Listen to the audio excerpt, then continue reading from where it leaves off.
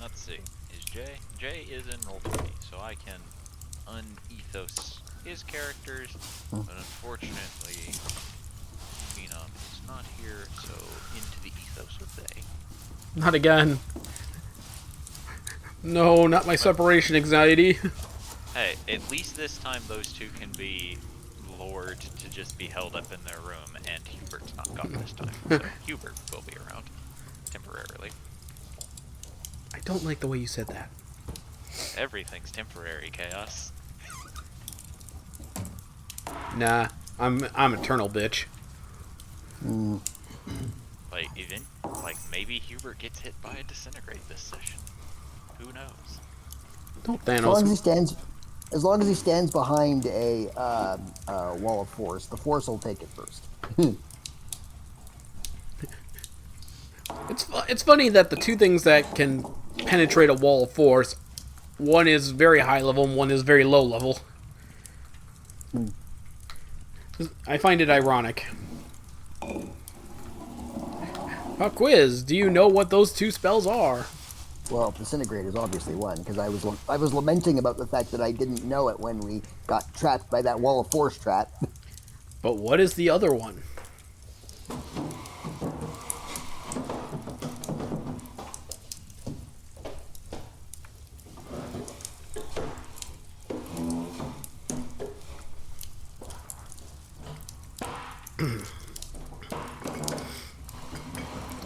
And apparently I'm not going to have an answer.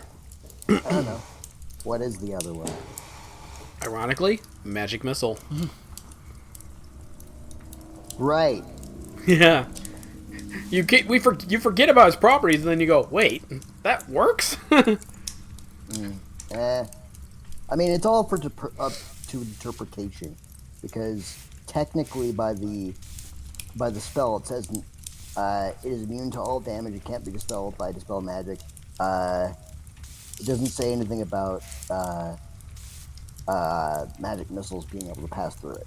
But see, the thing is, magic missile doesn't pass through it; it just goes around it. It just says, nah. Because It literally ignores it. The issue with magic missile is it says target a creature within 120 feet of you. These missiles hit it unless these missiles hit it. Period. However, The magic missiles have Looney Tune logic. however, a sphere of annihilation and a rod of cancellation instantly destroy a wall of force. But you can also use Dimension Door, Teleport, or other similar effects to bypass the barrier. Unless it has been modified via magic to prevent as such. But again, magic missile is just that cute, nuh-uh. Yeah, you certainly had a modified one when you sprang it on us, because Right. I know I tried that Dimension Door, but it didn't work. I feel like you could just combine that with a dimensional anchor, and that would solve that. Probably can't wouldn't Throw regular walls of force as a trap. That would only stop the marshals. exactly. And then when somebody Dimension Doors, they could just go, let's grab the non-spellcasters and go and have them go with us. Even though only a limited number of us could do that. Yeah, but And you can only take one more, and you can only take one person with you. Yep. So it would need to be multiple trips.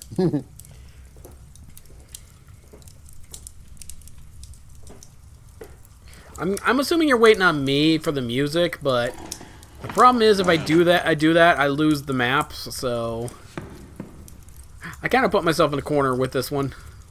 La-di-da-di-da-di-da. What do you mean you lose the maps? Like, if I click to a different tab, it will show a different tab on my screen for the recording, so I kind of goofed. Done. How? Yeah, I'm still trying to figure out OBS. Okay, hold on. I can pause the recording. There will be a sudden jump right about here. Now. So, what did we do last time, gentlemen? What did you do last time? We did a lot of talking. And I'm not entirely sure we exactly decided on a plan. did we really forget the skirmish, or... No, that's 2 sessions ago, wasn't it? That was 2 sessions ago. Yes, but no one would know that because I forgot to record that one, too. Yeah.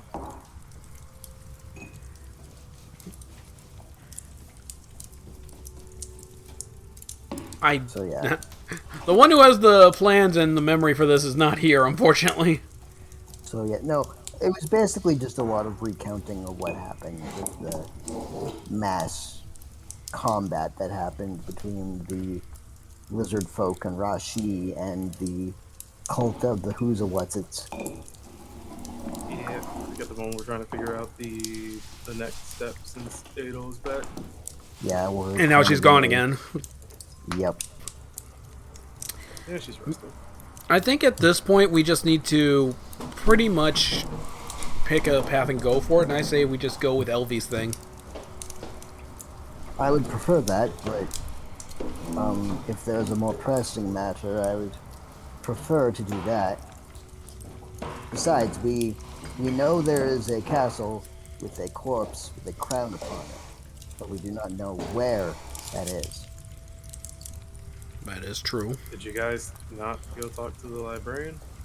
We did. We didn't have any information yet. She will require a few days worth of research. Apparently she does have information about it, but it is buried deep within her stores. It's a rather expansive collection. And they were going to reach out when they found anything? I would assume so. There would be some indication that she has found something. Yep. Well, until then, this matter isn't really... Matters are pressing, but we at least have to make sure that we are... At least enough of us feel ready to deal with what's coming. And if that is getting Elvie something that she thinks will help her, then we should do that. Honestly, the reason that I am hoping to retrieve the Dream King's crown is not for my own benefit, but rather for our little rabbit friend. He is a great inventor, and I would like to make sure that he is able to invent and create in all environments, including my mansion, where the materials are not entirely substantial. Oh, okay. Yes. If he were to, say, repair Hoppy in the mansion, when he leaves the mansion, the material used to repair Hoppy would disappear and would render Hoppy a broken mess. So I would not wish for things like that to happen, especially since I took the time to craft a working workshop for him. Is that only with materials that are found there, or any material that's brought in? No, any material that's brought in is substantial unless it is also from a demi-plane, in which cases that is a matter all its own. Any material brought out of the mansion will disappear once it leaves the mansion. And you can't keep anything that you bring in there.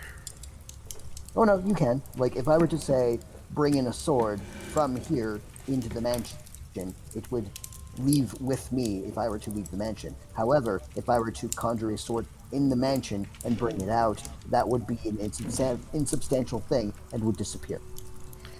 But yeah, you can't just bring a sword into the mansion, leave the sword in there, and then leave the mansion. You could, without the sword staying there. Yeah, it would stay in the mansion until you brought it back out. Until the duration of the spell ended, at which point it would be ejected. Right. Yeah, that's the problem. That would be hilarious, actually. She starts giggling over the fact of the sword being ejected out of Hammer's face. Wonder how violent the ejection would be. Can't imagine too violent. You'd be surprised how abrupt magic can be. That's fair. It's a shame. It's a shame we can't like just put materials in there to be held on to. Well, That would solve this problem a lot quicker. Not the bag of holding, Jubilee. No, not like that. I mean, like in the mansion, like so, like a workshop full of materials just on standby for Otto. well, that is why I created the workshop for him. However, as I said, the workshop in the mansion is full of insubstantial transient material that can only be existing inside the mansion itself. Yes, and that's again why I hope maybe we can find a way to make some sort of forge or workshop that could contain its materials like that, and not like a portable hole. That is why I am searching for the crown. Apparently, with its abilities, I could make the materials in Otto's mansion, or Otto's workshop within the mansion, I could make it so they can be brought out and used out here. Because apparently the Dream King's crown is meant to make the impossible possible and make the transient and imaginative real. That sounds like a very powerful artifact. Indeed, which means it will be guarded. And also be sought after once someone else learns about it. Indeed, which is, it's probably a good thing then that the location is rather vague, because if it were more specific, others would catch wind of it and go and search for it. DM. Jubilee just kind of looks up for a moment. Are there any scrying things above us right now? Not as far as you know.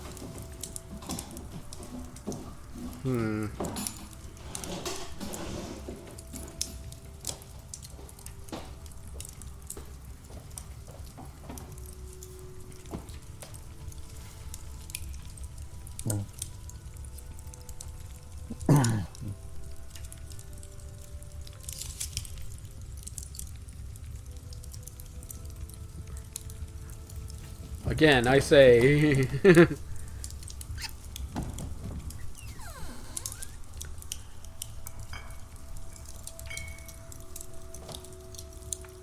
As a detect magic goes off. Apart from your equipment and the equipment of the friends around you, nothing else glows. Okay. I know we're supposed to have non-detection stuff, but I'm just playing it safe here. Huh. It is better to be safe than sorry. Mm-hmm. With all the things that we've angered or at least miffed, I wouldn't be surprised if there was something that could get past our non-detection fields. Indeed. Though, you have to understand, if you go through life without irritating at least one person, what kind of a life is that to lead? That's why I kill the people I irritate. Well, at least you are thorough in that respect. I was, at one point. Are you lamenting being less thorough due to your lady's orders? Yes, she does not. She prefers I do not kill. Well, in some cases that is a fair assessment, but... And over time, she's probably gonna have me do the same. Quite likely. I'm not as prone to ending a life as Hubert is here. I'm not above it though, if necessary. Indeed. Necessity is something that needs to be gauged when it comes to the human life. I believe our beloved lady is still struggling with that fact.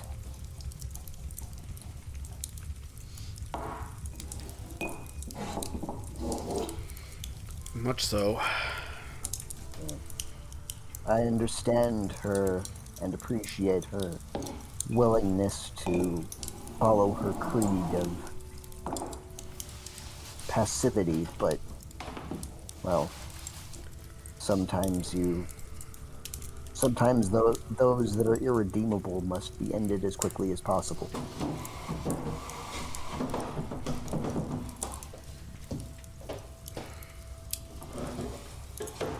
Unfortunately, sometimes it's necessary to save a lot of people. Well, of course it is. If you are able to save a life, then save a life. If you aren't, then that life, well, it is best not to have them suffer.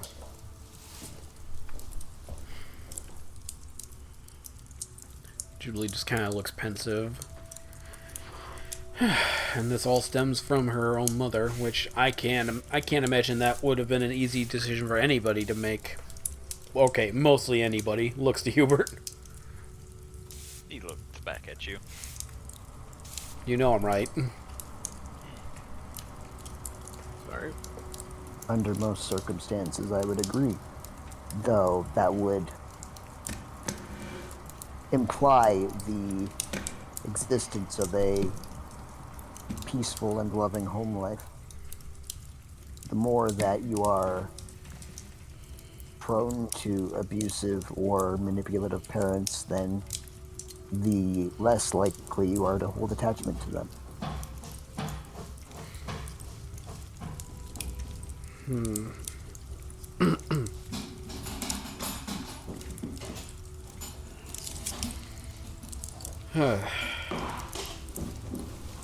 That's probably why my relationship was strange at best. Not strained, just strange. You admittedly have a very unique relationship with your mother and father. They are two extremely different people, but it is clear they love you all the same. Yeah, and again, it was mostly my own mental faculties that blocked me from seeing that. But that's neither here nor there. I assume you've heard of the phrase "better late than never," yes? I suppose that's a good way to look at it. Indeed. It is better to have loved and lost than to have never loved at all. Not sure if that one applies, but I get what you mean. Think of it this way. You, as a young child, I would assume you held your typical childish devotion to your mother and father. And then you had your incident, of which we will not discuss. And then your relationship became strained. And it has only just recently been mended to an extent. So, you loved, you lost, and you loved again. True. Though that saying's usually used in a romantic sense. You know that, right? Of course. But I figured it applied here. You know what? Fair enough. Forgive me, my leaps of logic are rather strange at times. I'd hesitate to call it a leap of logic. Just, again, with how I am, it's kind of a weird way to say it. Just saying. Well... Especially because it's my family we're talking about. Well, I've always been known to be a tad strange. You know, I'm just going to leave that one alone. Very well. I feel like I'm going to go into a territory I don't think either of us are comfortable with.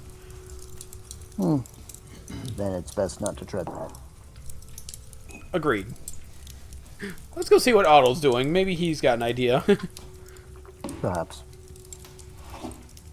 We'll just make our way over to Otto. Just kind of look over his shoulders. What are you doing? Oh, he burped. Dang it. Oh, You bearbed again? bear. Oh, he's muted and deafened. They're just blowing up each phone today. We just look over all shoulders. He's fallen asleep with his eyes open somehow. Uh, I swear that's less rabbit-like and more horse-like. Doing falling asleep, standing up thing. well, like, I suppose you could technically call him a workhorse, I suppose. I suppose. Yeah, Yeah, bit of a stretch for that figure joke. sense. Well, nothing else. How would you expect the librarian to send you a message anyways? Well, other than magically. I guess she could do that. Well, I mean, there are all manner of divination spells to do so, but perhaps she prefers written. I don't know. I don't think she would give it away if it was written. Just saying. I believe we will know when we will know. Fair enough. Dragons work in mysterious ways. Don't we know it? Indeed. Pointed look at the father. Who's not even there. Just kind of look upstairs to where the old men are probably right now. The old men are sleeping.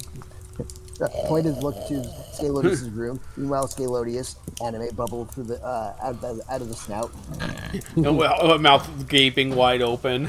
Alright, what was happening? Drooling everywhere. Oh, Two of the ladies are just peering over your shoulder, seeing what you're doing. Otto is now being hovered over by two people. Oh, I was waiting to, or just kind of, Otto was kind of just explaining all the work that he's done to other Thorgrim about what he's done to try to get Hoppy to develop skills and whatnot, and getting better at doing weaponry and things like that. He's nodding and listening on before just slowly looking as Jubilee and Elvie walk over, and he just begins staring at them as they walk up unannounced. Otto will then look up at them. I'm sorry, were we interrupting something? We thought you were working on something. No, I mean, my friend here is gonna help me work on Hoppy a little bit more, so. Ah. Yeah, unfortunately, we haven't figured out what our next move is, so we were just kind of surveying other party members to see what they were up to and if we could help. I mean, if anything, after I get done getting Hoppy at least some type of holster for a sword, I probably was gonna at least maybe work on something that'll at least make him a little bit smarter than he is now. The sword didn't come with a sheath? Hoppy will just slowly look at you. Bruh. smarter, right? You dare insult my intelligence? I'll have you know I am the smarterest. Hoppy will then look around and will, well, yeah, it did come with a holster, but I'm talking about something that'll just, you won't have to actually have to have a holster. It can just come out of his arm or something like that, like Mark did. You keep saying holster. Again. I mean, that's more of a firearm thing, but... Is that just what you call any kind of holding thing? Well, Sometimes. there are holsters, there are quivers, there are bags, there are, And again, I said sheath, and she... I'm just noticing a character quirk for Otto. Now that I'm thinking about it, Otto's gonna look at Jubilee and be like, "What's a firearm?"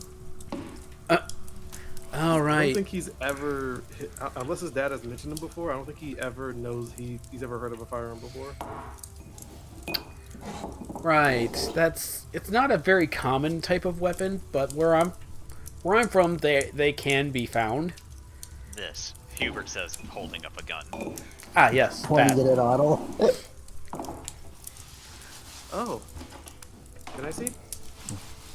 He will hand it over to you. Like I said, Otto we're...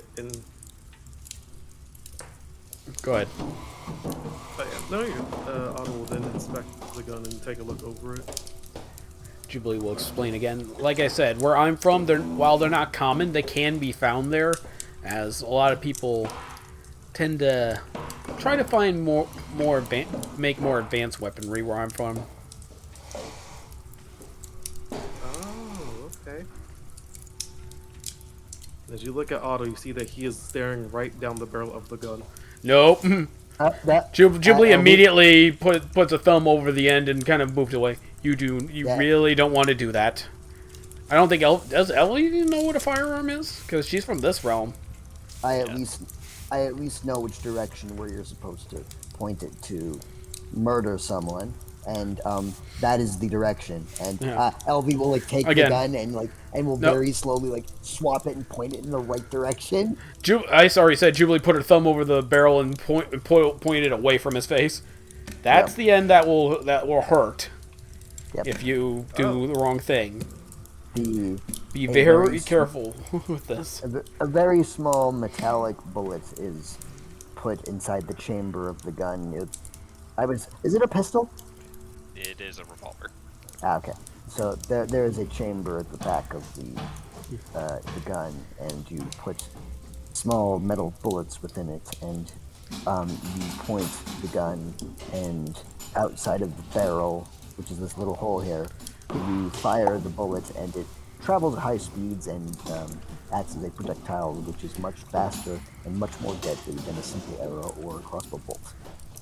You know, like sling bullets, those little metal balls. Yeah, the point she points the cylinder. That's where the ammunition for this thing is held. However, it travels infinitely faster, propelled by a explosive force back at the gun. Usually powder. Okay, and I appreciate the concern, but and then look over to Hubert. Was this even loaded to begin with? No. I would not hand you a loaded firearm. Which is smart, but still, general rule of thumb is you don't point that end at things you don't want to hit.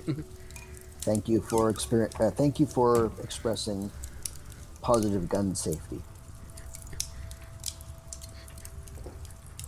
When did we turn into a PSA episode? Starting now. I'll Yeah, ask for just a gun. general.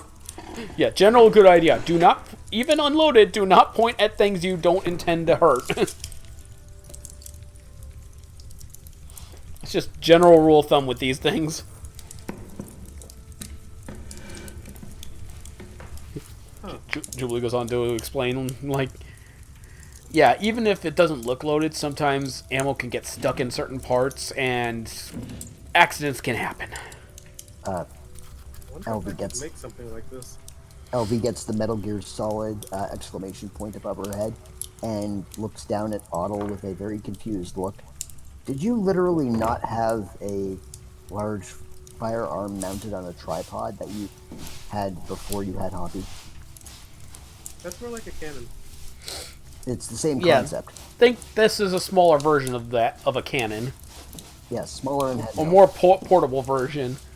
Doesn't do as much damage as a cannon, but it still can do a lot. But that one could walk by, but like Hoppy before Hoppy could walk by himself. It wasn't. Isn't that already portable enough? Or even more portable than this? True, but you can hide something like this a lot better than you could hide Hoppy. No offense. Back when Hoppy was a walking cannon, he was roughly the same size as this firearm. However, you could also slide this one in the pocket. And it also didn't have its own thoughts in mind. I could have slid what Hoppy used to be into my pocket. I would assume before you had to dismantle the tripod first, though. No, not at all. Oh. He in fact could have just been stored in someone's pocket. He was that small. Yeah, pocket cannon. I always I imagined him imagine being it'd be a lot bigger. bigger. Yeah. Yeah.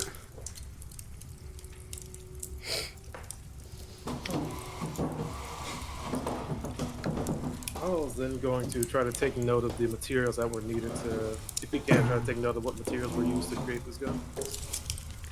Were you there when you saw it get constructed?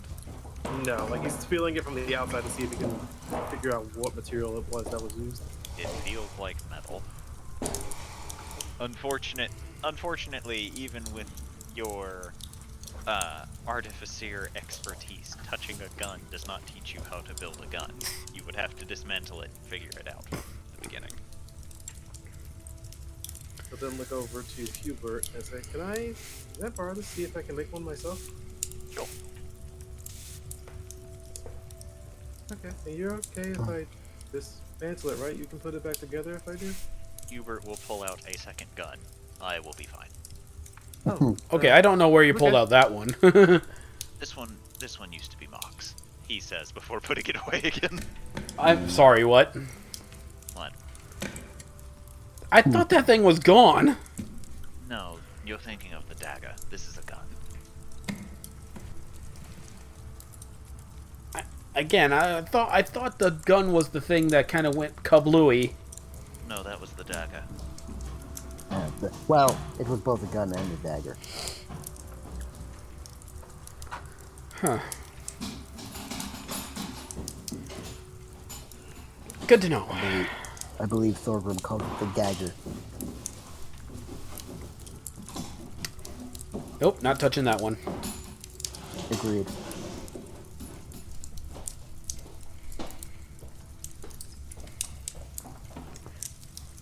What's George up to in the meantime?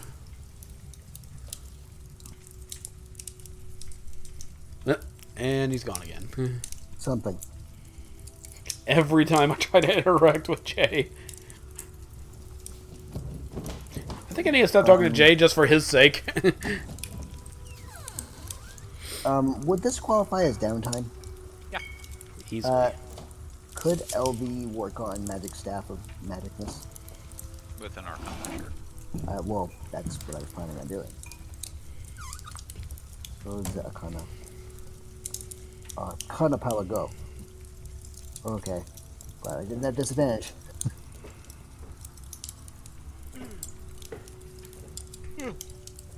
You begin working on your staff again, and the mood of the area is nice and relaxing.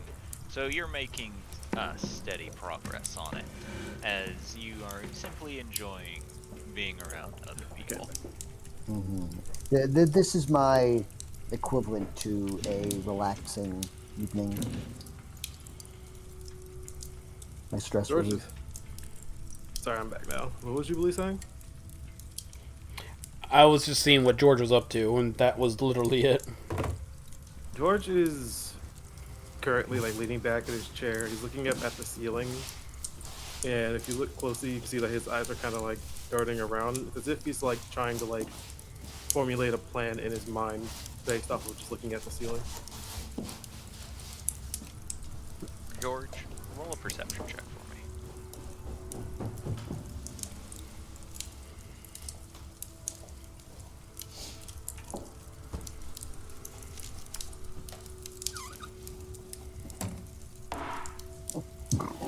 As you were looking at the wooden ceiling, you noticed that in between one of the two of the planks, there looks to be a flute lodged within the planks up in the ceiling. He'll then kind of tilt his head a little bit, and he'll then say, "Do any of you know how to cast Mage Hand?" Yes. And LB will snap her fingers, and a invisible spectral force shall apparate, and she'll say, "What shall I be using this mage hand to procure?" He'll then point up towards where the flute is located at, that is lodged in between the ceiling. LB will attempt to grasp it firmly. You grasp it with no issue. Okay, I will return it to. I'll hand it to George. George will pick up the flute. Okay, you now have a flute. Who the heck sticks a flute up there? He's gonna look over the flute and see if he can see any markings or a name on it or anything like that. There is no name on it, and There does not appear to be any distinguishable markings upon it other than the ones that you would see typical on a flute. Okay. Then I'm gonna try to find where the mouth section of I don't know what the part of the flute is called where you blow into it, but he's gonna find that part, rub it off with his jacket, and is going to try to play a tune. Alright, I need you to roll 5d4. What? Uh-oh. Eh. Randomness, go. No, I don't think it's randomness. I think it's an. Yeah. Oh. Alright. So, you play the flute, and as you do, it sounds very well in tune. And then all of you begin hearing a strange sound coming from outside. A series of noises before the door slowly creaks open, and 8 geese come in, What? walking, and all walk up to George and begin hanging out around him after he plays. I'm sorry.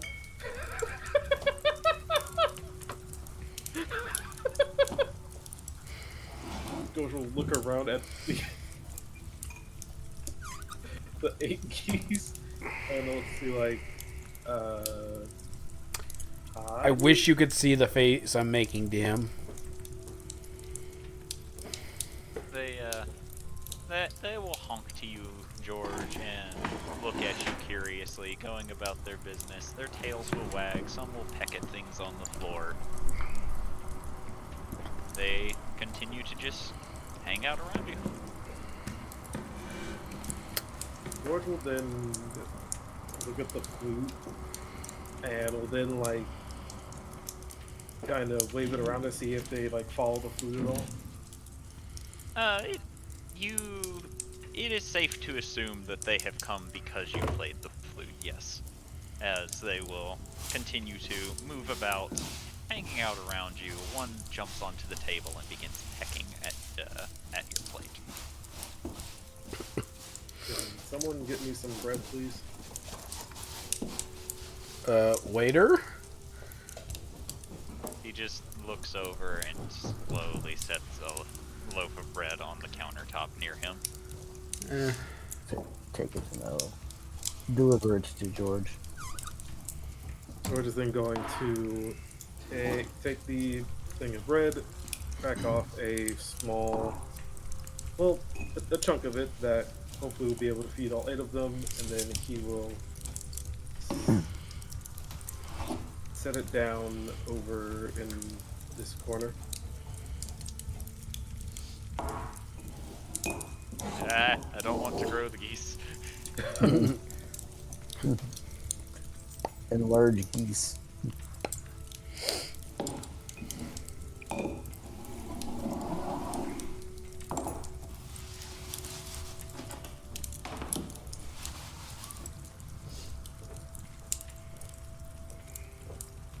After it looks like they are starting to eat the bread, he will then head over to Otto, head into flute. Can you please see if this is magical at all? I mean, my detect magic can still be going. I could just see if it is. Yes, it is it is magical because it glows. Yeah, I don't think you need my magic to tell you that one, George. Yes, George, you summoned geese with that flute. I'm pretty sure it is magical. I figured as much, but Well, knowing the goose, you never know. exactly. So, Otto, would you mind identifying this? Or Elvie, whichever one of you would like to. I could identify it quicker. Alright, it'll hand it over to Elvie, and then it'll go back to sitting down. Going to use my Awaken Spellbooks feature to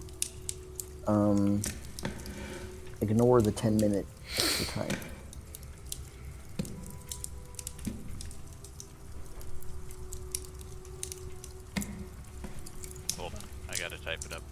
Yep.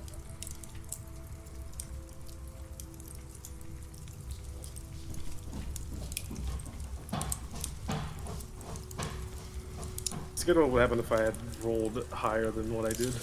You would have gotten more geese. Yes. You could have had up to 20 geese. We're gonna need a lot more bread. We would need at least 2 loaves for that, I believe.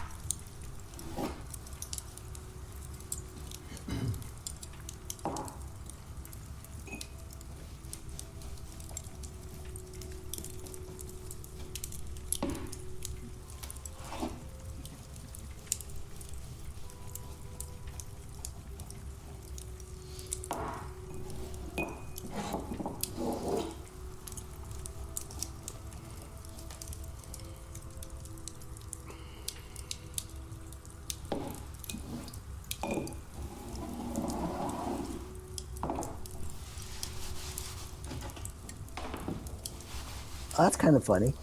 That's crazy. Hark.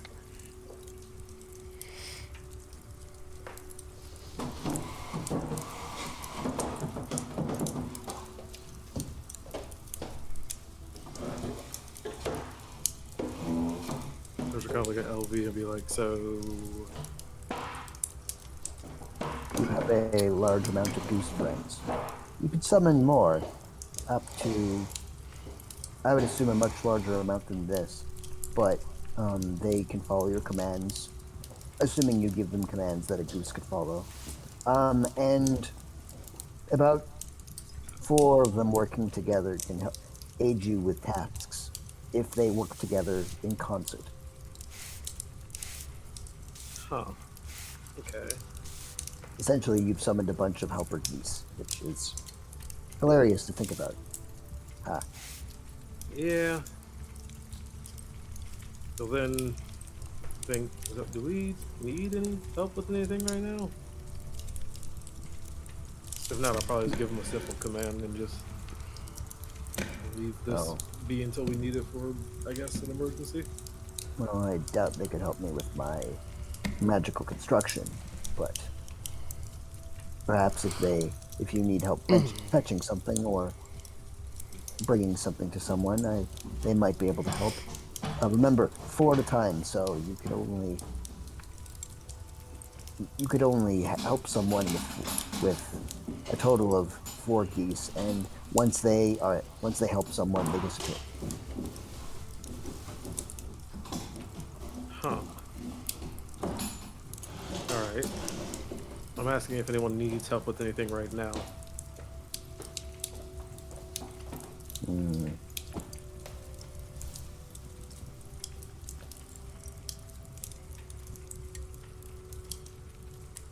Don't believe so. Alright. And George is just going to take the rest of the plate of the bread, going to drop the rest of the bread off in front of the geese, and will command them to, all of you, eat the rest of this bread. They will begin pecking at the bread. And he will go back and sit down.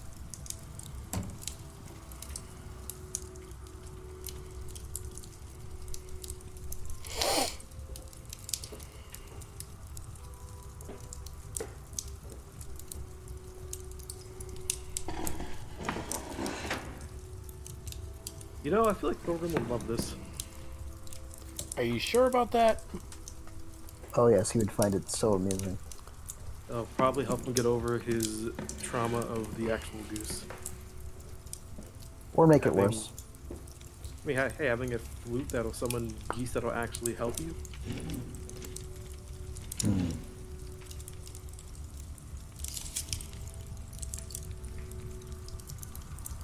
It could work, I suppose.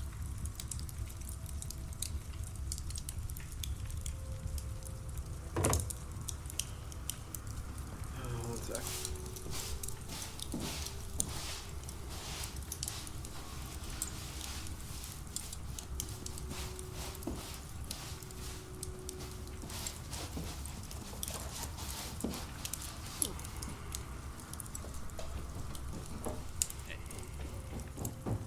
And with the geese now finishing the bread, they will begin to wander. That can't be good.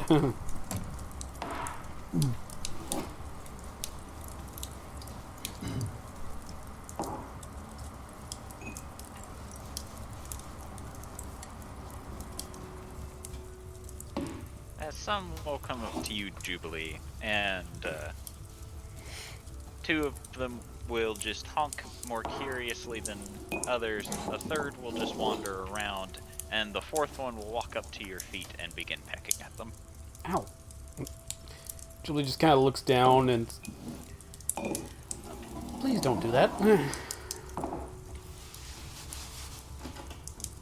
goose will look at you as you say this.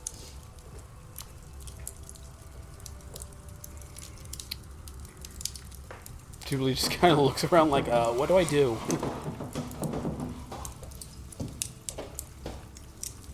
You will then look back down and begin pecking at your feet again. Ah.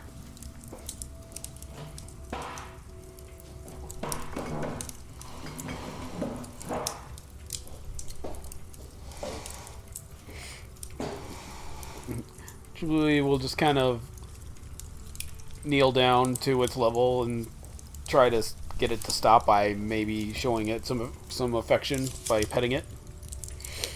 It'll lift its head a bit, honk. Its tail feathers will wiggle in satisfaction, and it appears to be distracted enough. Alright then. Looks like you just wanted some attention is all. Hulk. Wait, what?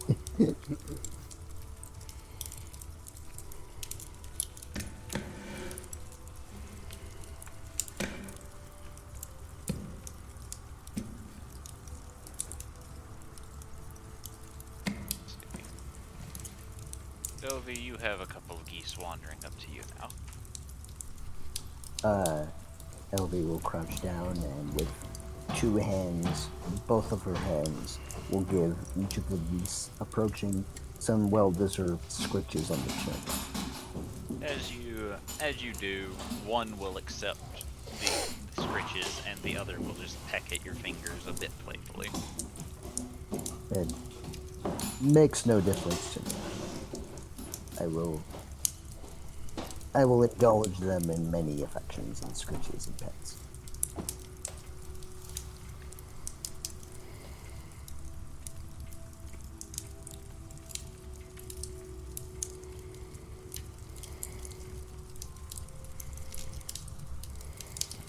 And the geese will continue to hang around, waddling to and fro as being told to eat the bread that they had already intended on eating did not seem to be good enough to count as the command. Honk, honk. It appears they require more intellectual stimulation.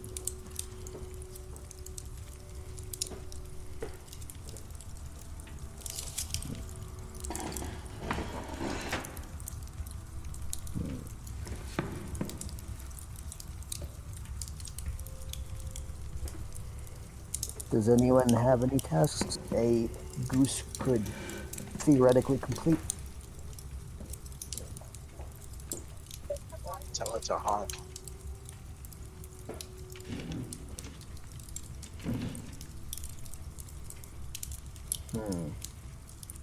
That seems like another quite easy one.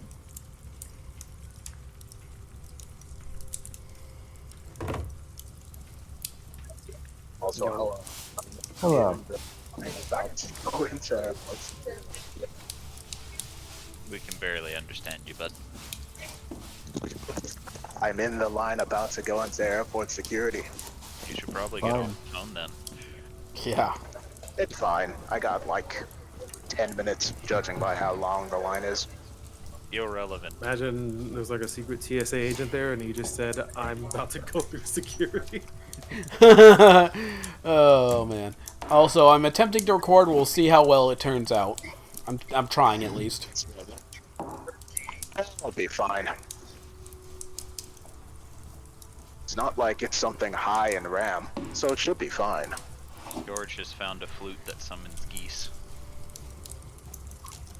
Or like normal geese, or Miniature geese where did he find this flute? In the stuck sea. in the roof. Of the inn? Yes. What was it? Okay, never mind. I already don't asked think that I question wanna and know didn't the get an to answer, that. buddy. Just blame the goose, I guess. It summons 5d4 geese that can do stuff for you. Assuming it's That's stuff that actually kind of cute. it's really cool as long as you know you give it a task that a goose can do. Like it can't Goose do can your do many things. I mean, it can't do your taxes for you. Not many people can do people's taxes for them. Fair.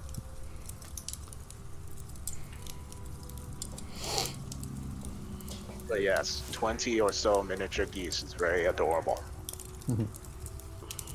Not as adorable as spiders, but close.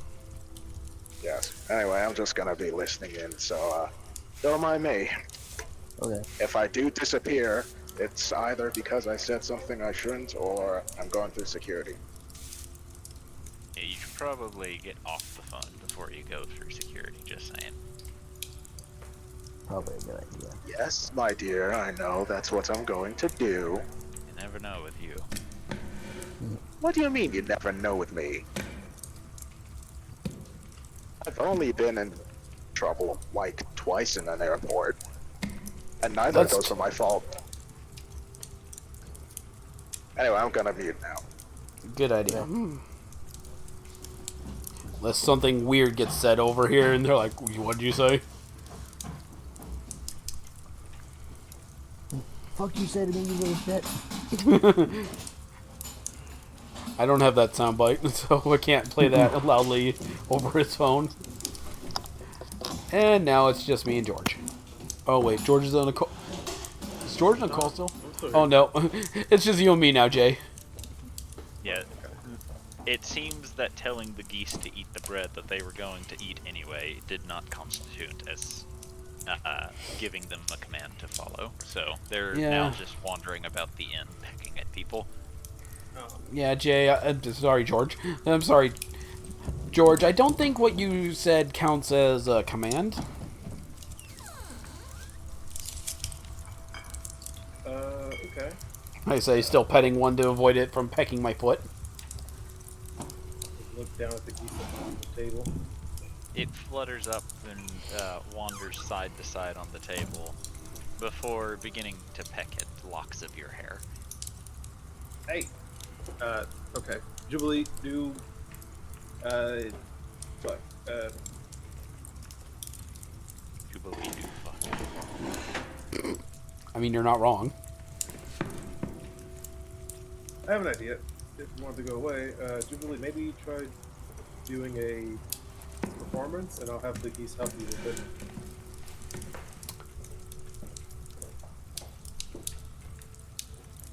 You know what? I've heard weirder things.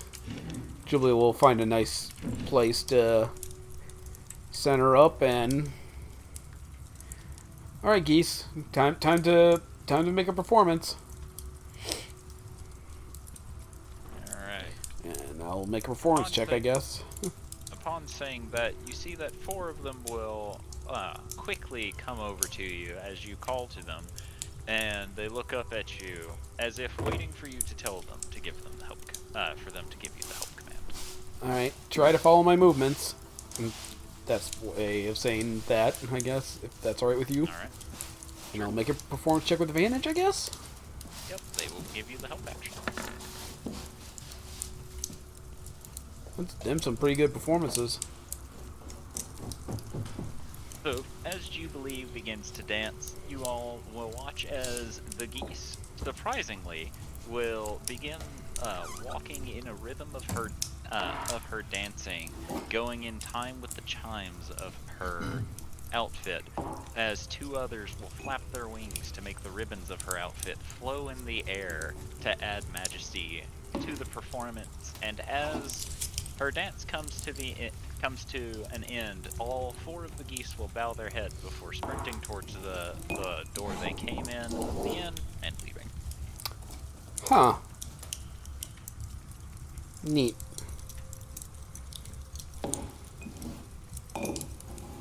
Alright. And then George will look at the other 4. Say, now for you 4.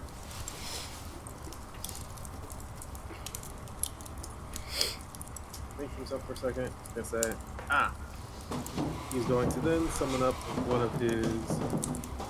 Well, I guess he's gonna summon up both of his twin ceilings or twin blades together with summonation in one. He's then going to move the blade over here, set it down on the ground, go and sit back down, and then we'll command the 4 geese to go fetch a sword for him. They will stare at you, waiting for you to tell one of them to go fetch the sword, as they can't all do it. He will tell the one that has been trying to peck at his hair to go fetch him his sword. It will flutter down to the ground, peck at the sword a bit before picking it up in its beak and waddles back to you. Up, I made him big. Picks up the sword and grows inside. Cue Mario power-up sound. Waddle back to you with sword ready and waiting. He will pick up the sword.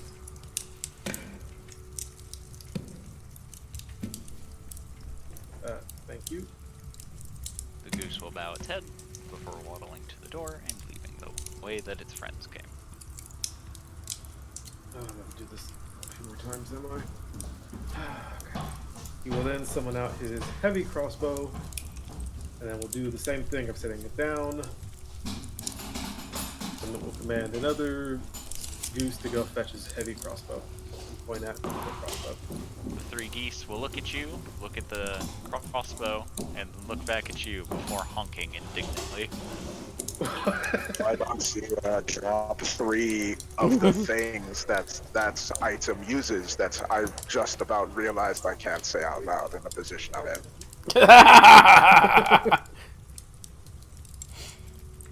This is So why I try you to say that the heavy crossbow is too heavy for them. No, It appears they've realized what you're attempting to do, and they do not take kindly to it. He'll roll his eyes and then we'll de-summon his heavy crossbow. And he'll think again to himself. Don't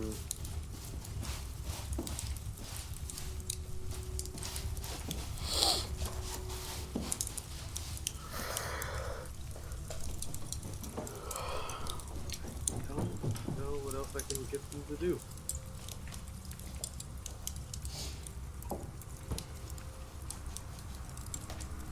You know what? I want to see how this goes. I've been too stressed. He'll then point over to where the to where the bathhouse is, and say, "Go, run me a bath."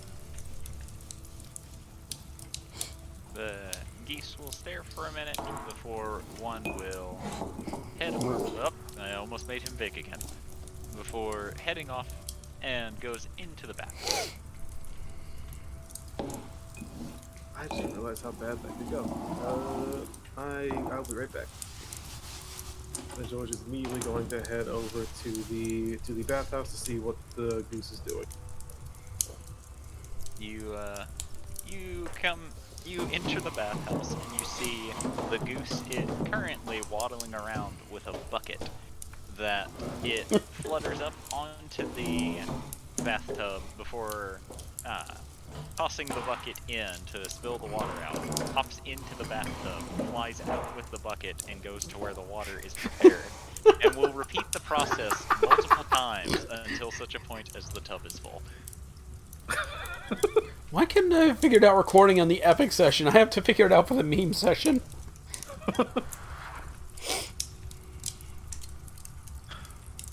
George is just gonna look confused, and it's just gonna... And with your bath ran, the goose will then promptly bow to you and leave.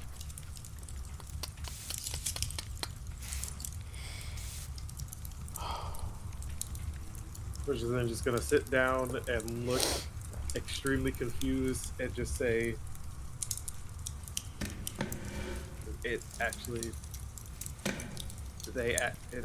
managed to run a bath."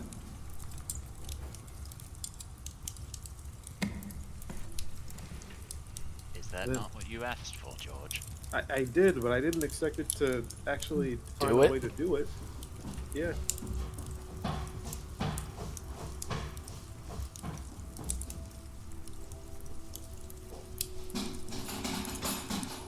Then look at the flute and it'll be like, this thing's actually very useful, and I don't know how to feel about it.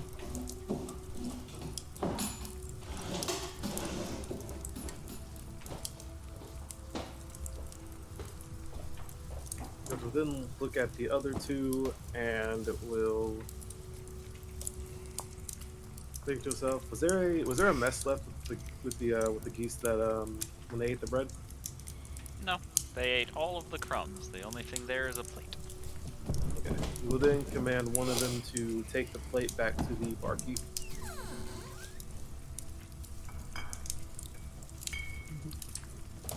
Geese. One of the geese will pick up the plate before... I accidentally almost growing goose to gargantuan size.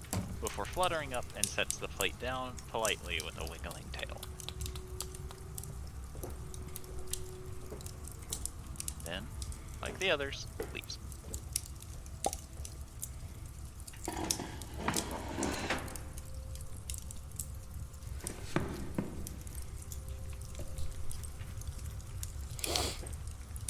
Do you want to tell the last one to be emotional support for someone?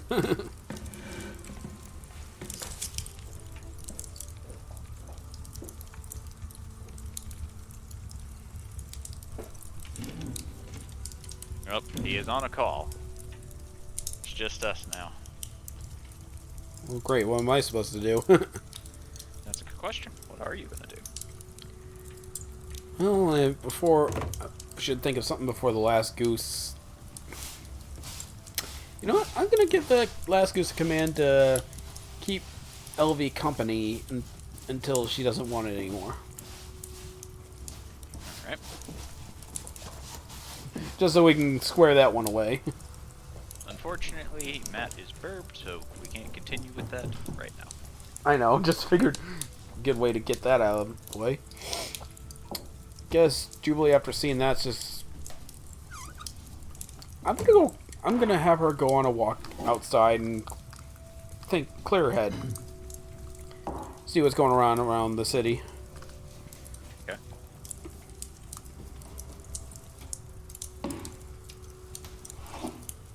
Hubert will begin following you, unless you tell him otherwise. Well, it's up to Hubert whether he wants to or not. If he wants to stay, if Adel comes back and has a command for him. As they leave, George will then command the goose to follow them until they come back to the inn. Goose adamantly ignores you as it has already been given in command. That Yeah. What was the command that it was given? Keep LV company. Jubilee gave it the command to keep LV company until she no longer wants it around. Got fun figuring that one out.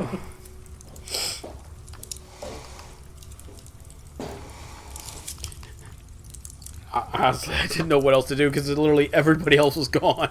So like, fuck, I'll have Jubilee walk around town, I guess, and see if something happens. So I guess I'll stick with that one. Well, George, you're the star of the show. You're the only person in the inn that is actually in the main area. So what are you and Otto doing?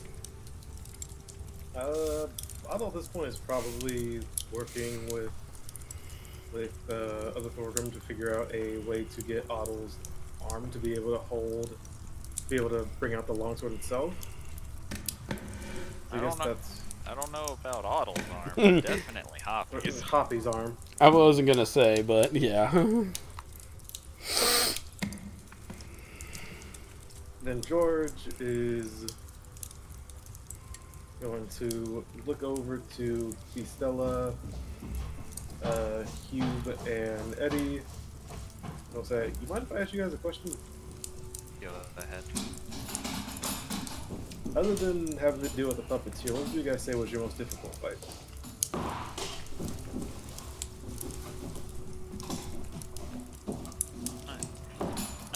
Hugh goes to fighting her. He says, pointing to Eddie.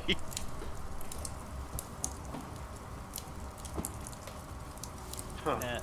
Stella leans back a bit and thinks before saying, I suppose during the war against a rivaling faction, it was a very long and arduous battle, so that would probably be the one for me.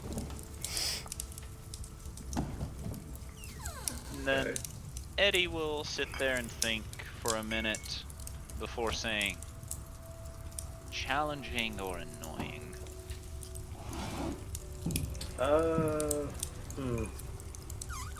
Well, why not both? I'm interested to hear both.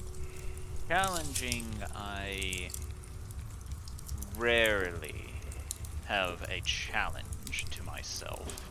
Annoying, an Azamar kept being rather obnoxious in a fight that I had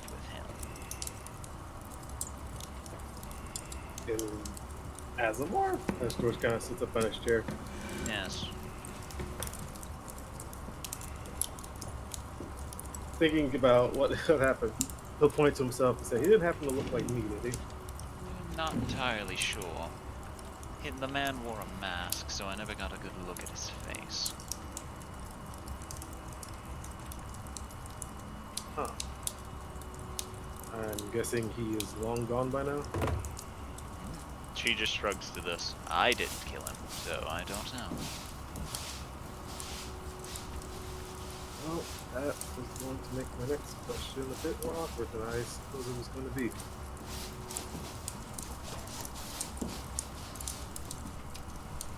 Yeah, why not? I've been around her for too long. Would you mind if I sparred with you? Looking at Eddie. She just looks at you, looks you down, and then up, and then down again.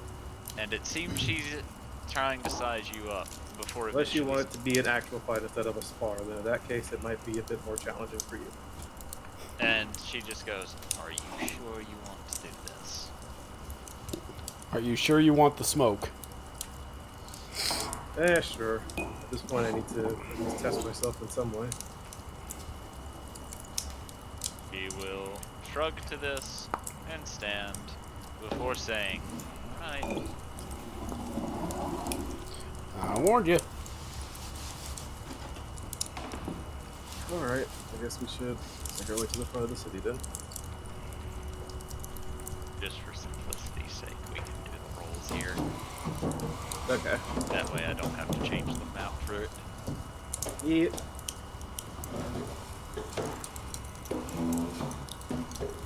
So, who's all gonna go watch the fight? I mean, I already went about the way, so. Yeah, but you can probably, in time, run into them as they're going about their business and say you're there. That's fine. I'll do that. I'll do that then. Alright. So, George, Yeah. let's roll initiative, shall we? Okay. Remember, you wanted this. Yeah, he did. He's been around. I'm just gonna say he's been around Beastie too much to where now he's just challenging people. You, fight me. Why? I don't know. Welcome back, George. Challenged Eddie. Oh wait, I thought fucking Phenomeno was there. No, I think Matt's trying to get his mic to work. Jesus!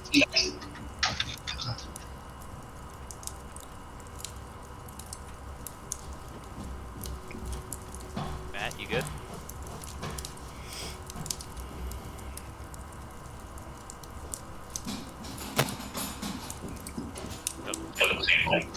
Ah! Jesus Christ.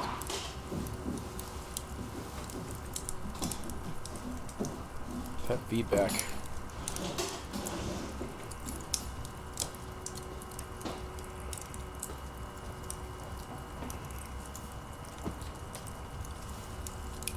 Oh, now Phenom's back.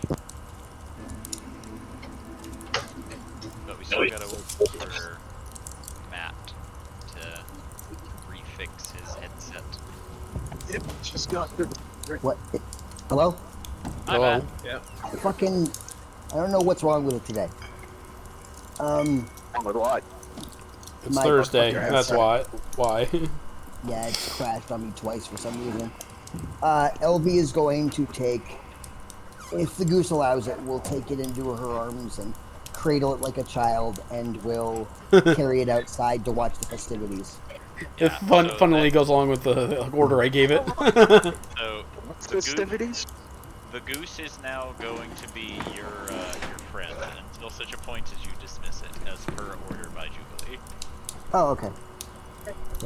Then she will and- cradle it and give it little tummy rubs. And George decided that he wants to pick a fight with Eddie, so they're about to have a sparring match. Oh no, I'm aware. I've been trying to respond to it for the past 5 minutes now. Oh no, I was telling Phenom. Oh, sorry.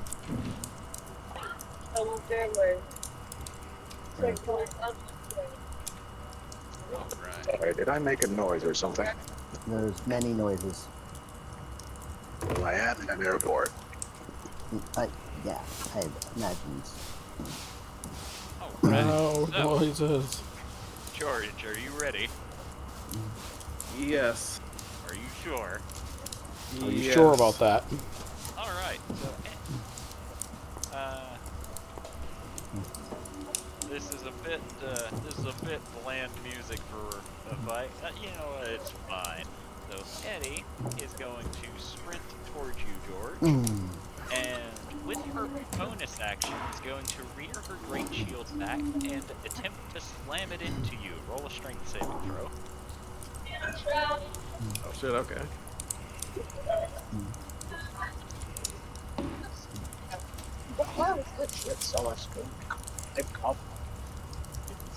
Hey, whatever that's. Oh god, this is Aria's worst ever match. Alright, George, as the essential wall that is her shield slams into you, you begin to reevaluate your life choices as she hikes you up in the air before slamming you down into the ground with the shield, knocking you prone, before pulling the shield up and raising her great axe in one hand. And now she's going to make 4 attacks against you, with advantage because you are prone. Oh boy. Mistakes have been made. Now you fucked up. Alright. That is a 26 to hit. Okay.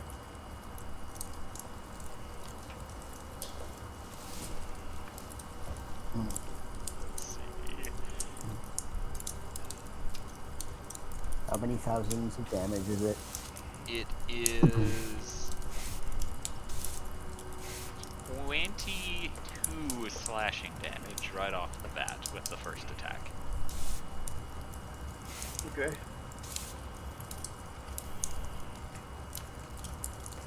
Let's see. 23 to hit. With that one, he's going to actually. I feel like that rolled on the lower end for her to hit a 23 with advantage.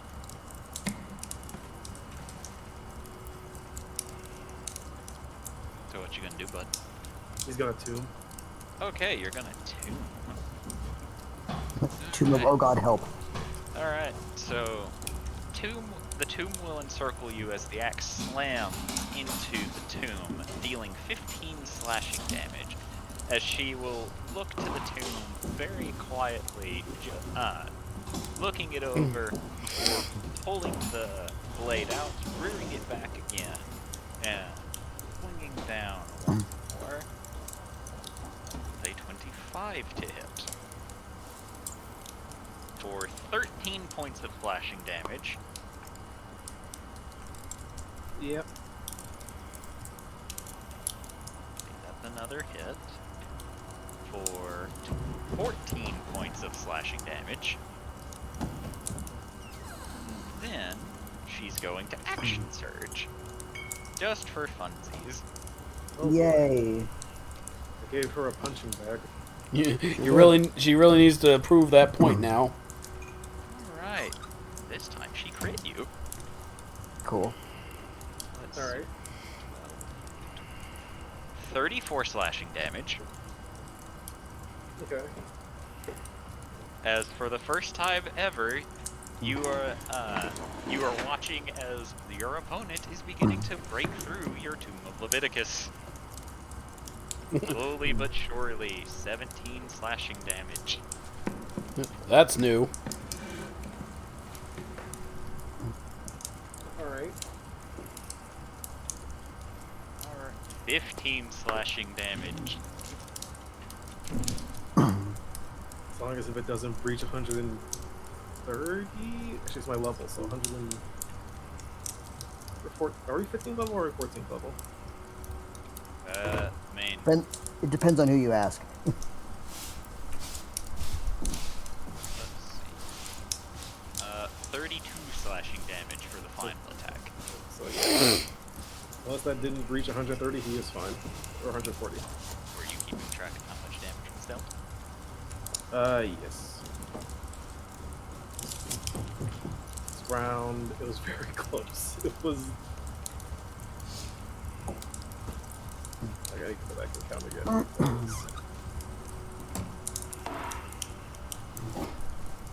Because those two criticals are gonna eat through that ice. Yeah, I forgot about the criticals. Can you do damage one more time so I make sure I have the right number here? Sorry. Fuck, man, I don't know. I rolled real dice for them. Oh. I know one of the criticals was 34 damage, and the other one was 32. then it was just a range of 15s through 17s for the other. Okay. So do 60. How many attacks did you do? 8.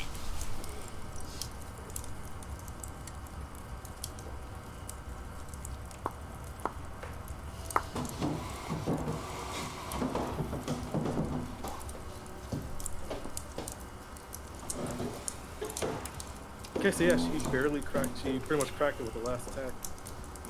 Yeah, because she dealt somewhere around 162 damage.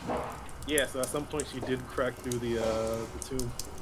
So, all of you watching on who know that the Tomb of Leviticus is George's trump card to get out of danger, you watch as Eddie slams her axe into it again and again and again, and you hear cracks and splinters until eventually she crashes through the Tomb of Leviticus as the blade grazes you, George, as you begin to realize that she is very, very physically strong.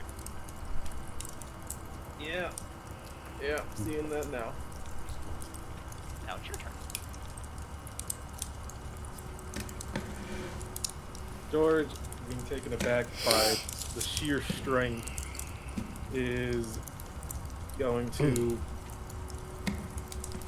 think what the best option here is for himself.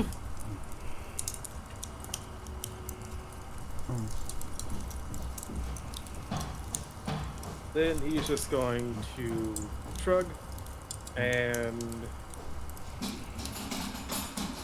he's going to split himself in half.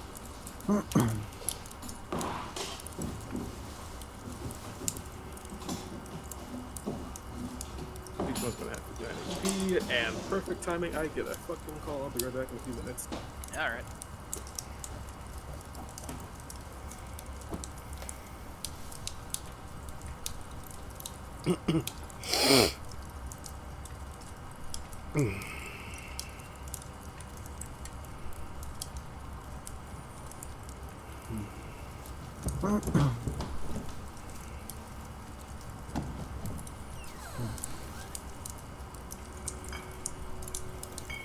Oh, gentlemen, while we wait for him to return, Yeah. how are you? Alright, I guess.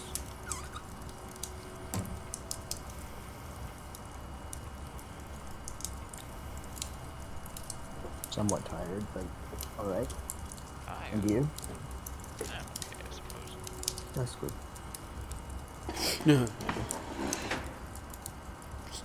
Sorry, I seem to have dozed off for a little bit. What'd you do that for? I don't know, I guess I'm just really tired. My sleep schedule's completely broken in a million pieces right now. Yeah. Hear that. I got experimental and tried some Indian food. It was very spicy. It did not Yes, go it well. is. No. Yeah. They spice the shit out of your shit. Sure do. And There was a they're lot of unique blood spices. involved. Oh. Ooh. That's not cool. I got better, but ow. Yeah.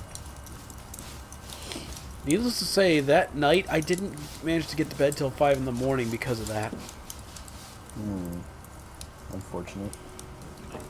I've had ghost pepper salsa before. I like Owie. spice. Oh, I like spice. Look, I liked it going in. That going in was not the problem. Oh no, it never is. Well, it is for some people. I've only had one instance where I've had spice destroy my innards, and it ironically wasn't even a spicy food that I had. I ate the world's hottest chocolate bar as well as a slight of various salsas going up in temperature, and that's what ended up getting my system to rebel against me. Alright, should be good now. That was my last call of the day. Cool. Alright, so yeah, he's going to split himself and pretty much attempt to have the other George flank. And they are both going to attempt as a bonus action to bring the blade. Okay. Green flame.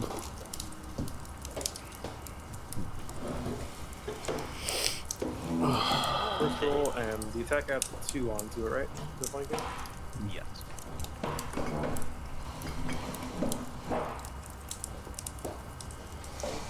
First one, 31. And the second one, 24. Let's see.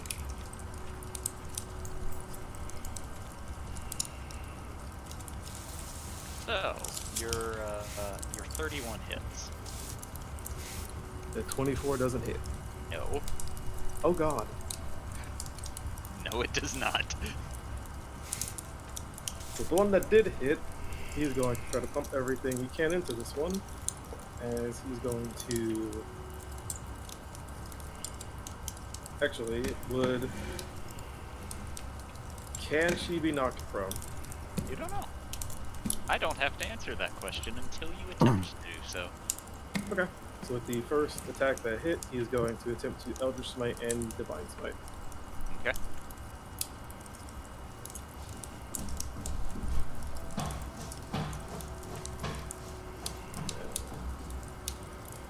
Divine Smite max is 5d8.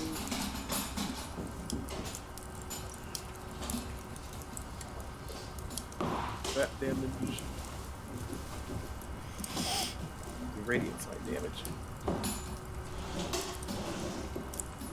Alright. So you swing on her after her flurry of attacks on you, and with a loud resounding boom of your Eldritch Smite going off, you see a crater form at her feet as she was supposed to be knocked prone, and she bends down a little bit from the impact, but does not in fact go prone.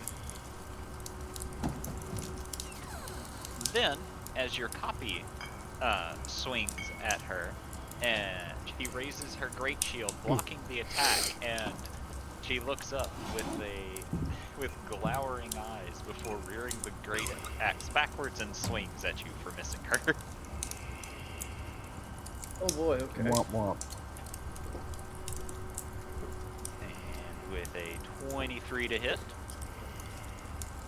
Yep. he's going to deal 15 slashing damage to that poor unfortunate fucker that decided to swing on her and not hit her. Yeah, alright. Poor unfortunate soul. And that will be his turn. That means it goes to her turn, who will raise the great axe over her head before swinging it into the ground, and as she does, she uses her bonus action to ignite it. Oh. Then she's going to start swinging. Swinging. 23 to hit the already hurt George. He's going to use his boon to freely cast shield. Yeah. Reaction.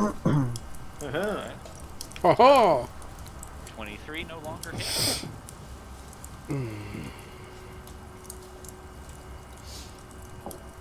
Does a 25 hit? That does hit, unfortunately. Alright, so she's going to deal... So on the injured George or the other George? The more injured George, the one that got hit by the counterattack. Okay. So 18 more slashing damage, Alright. an additional 8 fire damage. Fire damage. Yes, she's using a flame tongue. Alright. He does have resistance to fire damage. Does a 24 hit you? It matches. It hits you, my friend. Yep. For 20 points of slashing damage. And 4 points of fire damage. Then, she will action surge. Oh god. That George has 2 HP. That George is knocked out. She rolled a 29 to hit you. Alright, yeah, that George is knocked out. And then she will turn on the not unconscious George. With glowing eyes and a gleeful smile as she is about to waylay into you. 27 to hit. Or I'm trying to really see if he has any type of reaction. Yes, your Panic. your reaction is ah.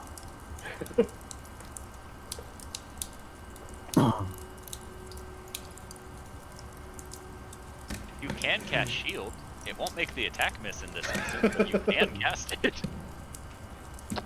Hello, is this doing anything yes. for you? This is Morse code for ah.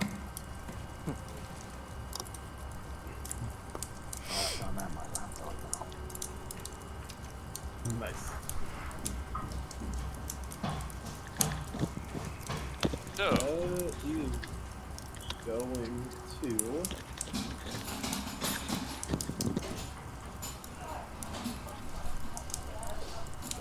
Sparring actually would be hit. I see. I was too lazy to swap the maps.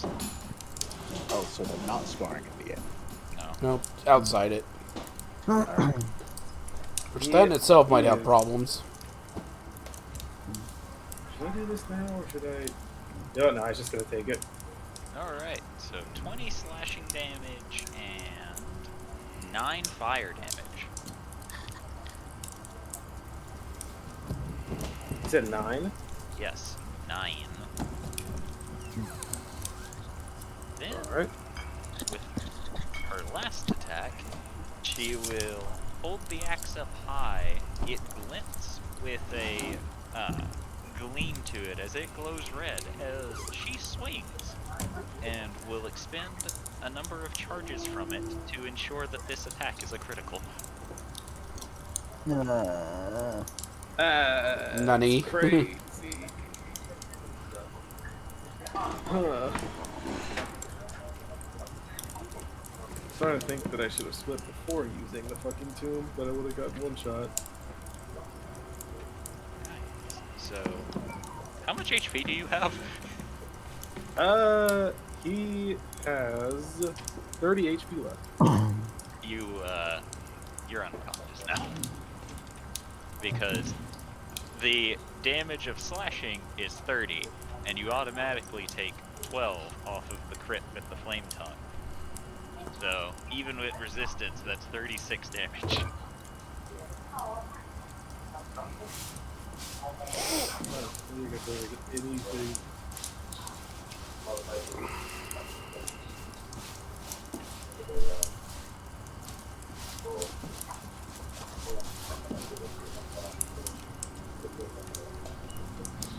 Yeah, shit, I think he's out. Alright, so George, the last thing you see is a gleaming red axe fall upon you before it conks you over the head, knocking you out. As Eddie rolls her neck, rolls her shoulders, and then looks down at the 2 unconscious Georges and go, well, I can't say I've had them double. I can't say I've had an opponent of mine double before, so that was an interesting new development.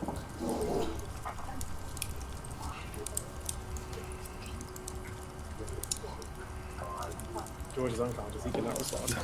Tiefling, she says, pointing at you, Jubilee. Yeah. Yes. I would recommend you heal them, she says, motioning to the Georges. Yeah. Yeah, I shall. Just making sure that the fight was truly over before intervening. She says, doing a quick lay on hands on both of them for one to just get them up real quick. As George will then combine back into one. And Now you have 2 HP.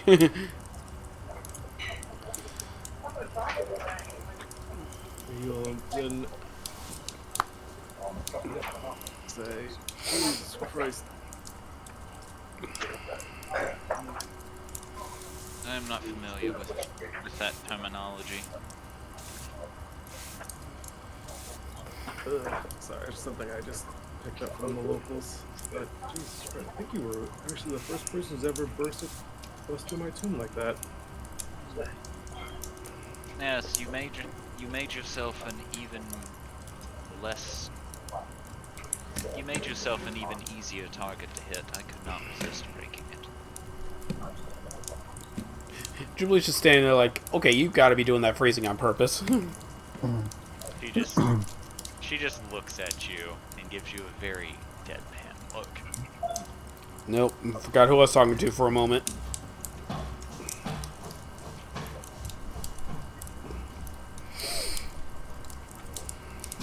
In any case, you did a good job. Though I would recommend, if you, with that separation trick of yours, you should, if you intend on being in melee combat, you should really get yourself the ability to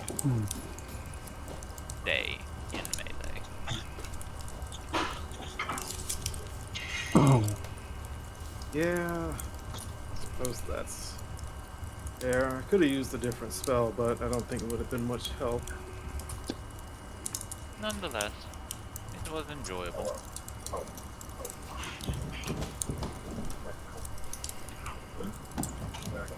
I'm glad it was. It's definitely an eye-opening experience.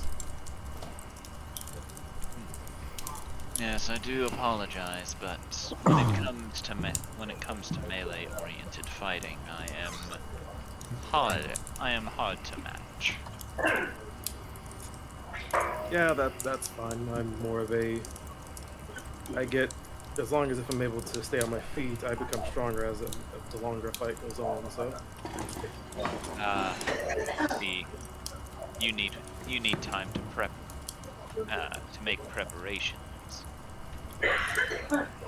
Hey, yeah.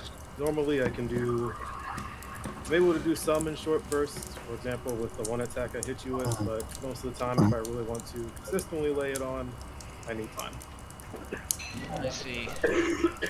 Perhaps you should find a way to cut the time out of your preparation, to make yourself get prepared faster then.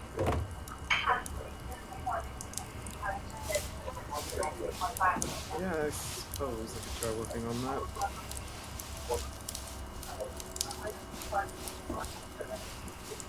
Not sure how I should go about doing that. I'm sure you'll figure it out eventually. She says, before putting her shield and her great axe on her back, and says, "Now, I think I will head back to the inn, I suppose. It is time to rest. Especially for you." Yeah, I'm definitely going to need it. And then she will head on her way.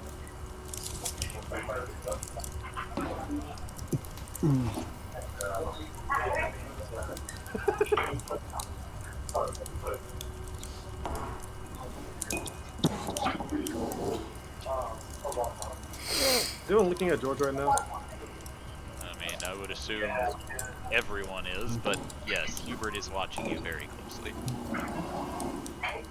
As is Jubilee. The first time I think you will see George is actually staring at somebody.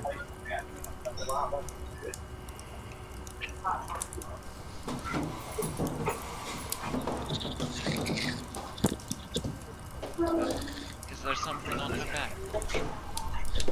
Huh? Is there something on her back? What? No. You seem to be watching her. I am just surprised someone could be that strong. Yeah, Yes, I've actually fought her as well. How does that go for you?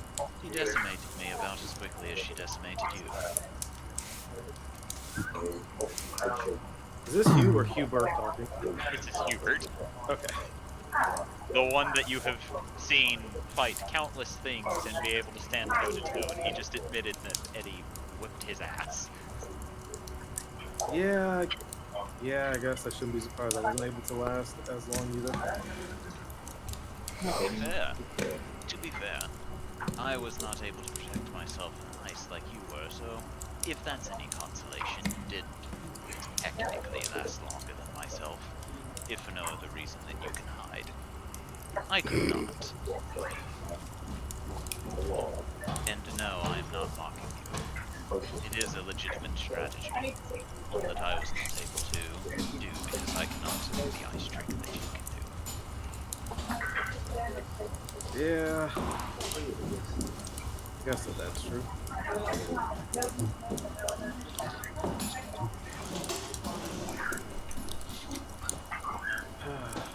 really need to work on getting better at physical strength. I think instead of that, you should focus on what you are good at and utilize that. You are good at summoning, George. If you can summon something to keep people preoccupied, and then, while they keep people preoccupied, you can set up. I think that would be how it would go.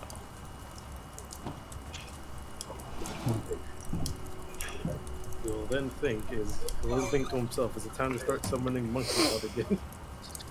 Monkey. Yeah. To be honest, I guess that could actually be rather a good idea.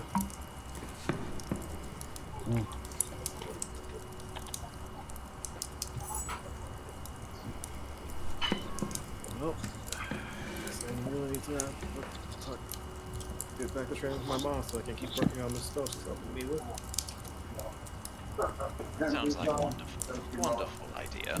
Though I would not recommend it now, considering he makes a hand motion at you as you are very badly bleeding. Unless you want your mom to know about your new crush. Say that again and I'll make sure that you are outside on the streets the next cleaning happens. I would not recommend threatening Jubilee.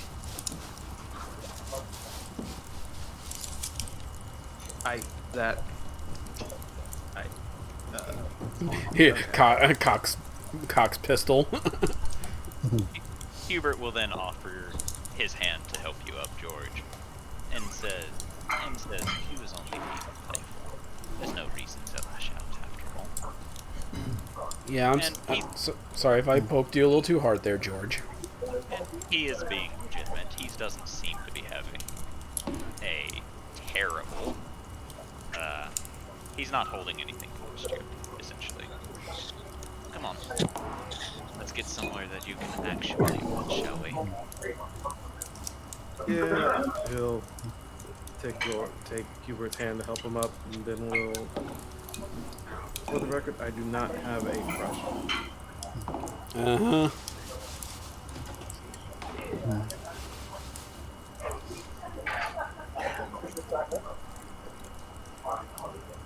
He'll then roll his eyes and then we'll start walking back to the inn. We will all make it back to the inn. The goose that LB is holding continues to vibe with her, occasionally pecking at loose strands of hair, but not in a painful way, as it seems to just be relaxing all the time.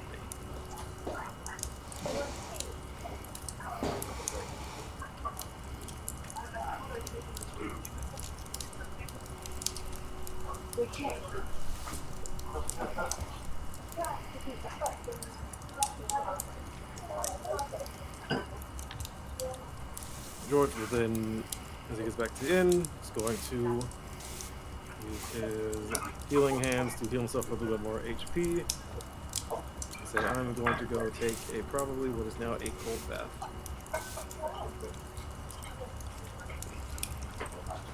It is rather ironic you decided to ask for them to run you a bath and then not to take a bath. Yeah, I kind of was just doing that to get the keys out, but since I'm literally bleeding, I suppose if less time is in, you just at least get some type of washing in. Good luck. It's going to hurt when you get fresh water in those wounds, just so you know. Just means the disinfecting's working. At this point, maybe the pain would be a little bit numb considering the beating I just took.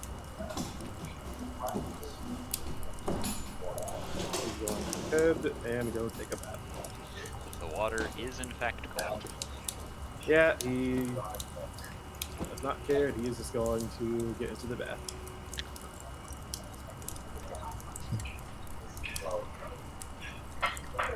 And as Hubert warned, the water in your cuts and your cuts does in fact hurt. Still just like that noise and sucking through his teeth, like eventually, hopefully, Grin and if bear the it pain sound. subsides- yeah, pretty much. If the pain subsides, he will then just relax in the bathtub.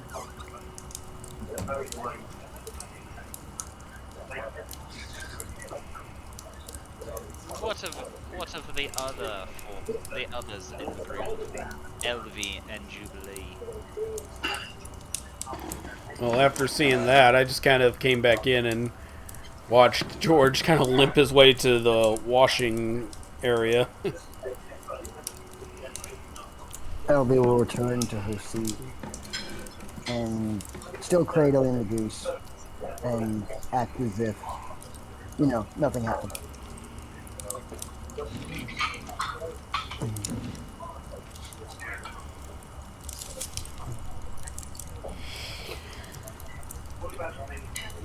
Excuse me. Man.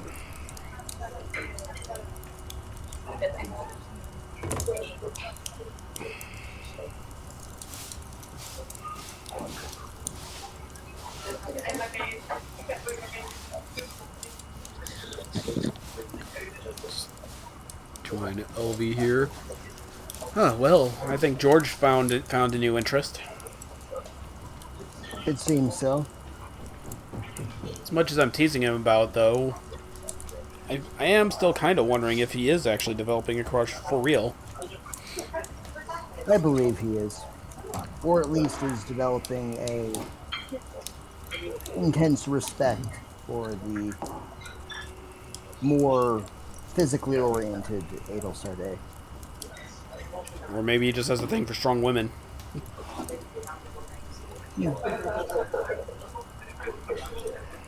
He would not be the first, he would not be the last. True. I love what they're talking about. This would be Stella and Hugh right there. They don't care. Nope, definitely don't. And Julie's not saying this to be malicious or anything. She's genuinely trying to think about his feelings for once. For once. Look, Julie likes to tease people. I don't think it's not that far-fetched for her.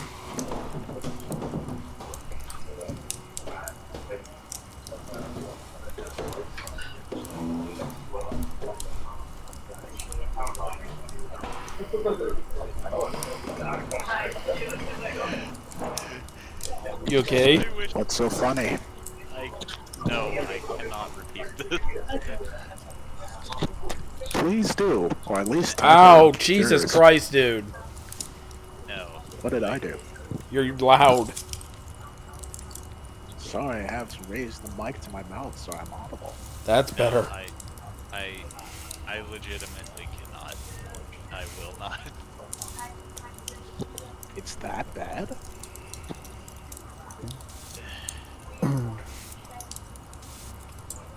I'm going to assume yes.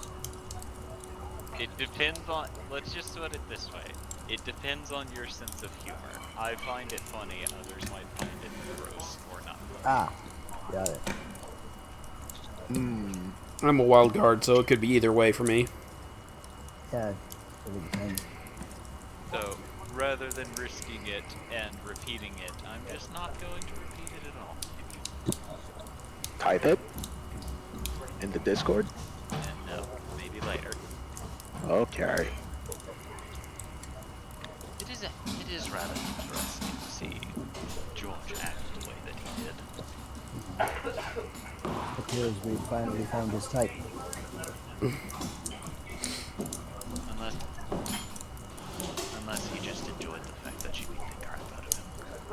Well, that so raises a few questions.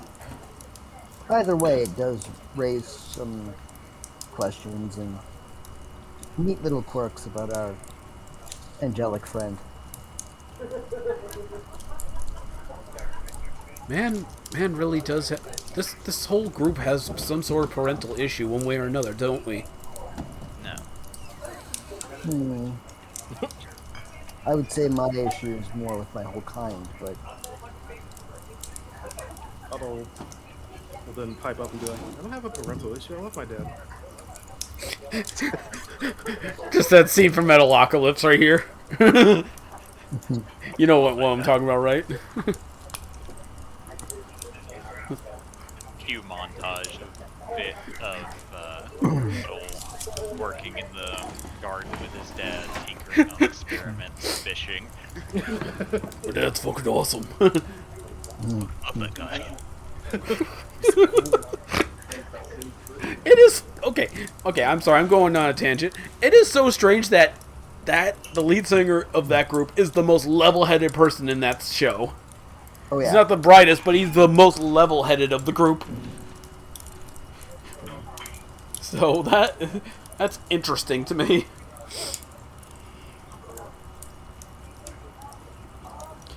Anyways, So what do you think it? So what do you think it is? Is it the getting beaten up, or just the strength? I would assume it's the strength. I assume it's a combination of strength and the way that she was acting. Well, it's a good thing Adel's not a fighter, otherwise we'd have a dead angel boy on our hands. Yes, I don't intend on fighting her by myself again. It did not go over very well. Yeah, I don't think I intend on fighting her at all, unless she suddenly becomes evil. I certainly don't intend on it either. The unfortunate thing is, if she intends to kill Queen Hemostraza, Lady Adelsarte will wish us to intervene, and a fight will be inevitable if that is the case. That is an unfortunate fact. Yeah. Let's just hope that her strength of will is not as powerful as her strength of body. I don't know about that. Yes, I'm hoping she has some sort of weakness. From what I can gather, her armor makes up for the weaknesses she may have. That's unfortunate. Yeah, and she's got to have some sort of magical defense, right? Presumably. I would imagine she not is covered because for that weakness. Otherwise, one of my simpler spells could easily take her down. Indeed. Lest we forget, I still know heat metal. And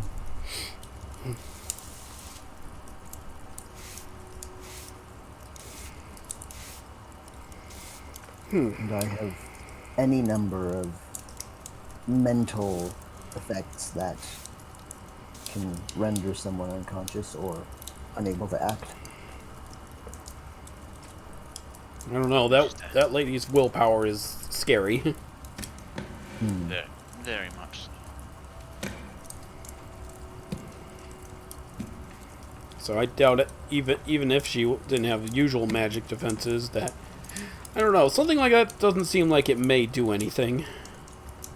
Wouldn't hurt to try, though. I don't know, with that lady it could. Everything could hurt afterward. Well, everything would hurt regardless of whether I tried or not. Fair point. Point is, I would rather not be on her bad side at all. But worse comes to worse, I have some attempts that I could use. Is it weird that we're coming up with strategies to take down our own? No. Take It is down our always... own. What do you mean? I mean, weird coming up with strategies to take down our own allies?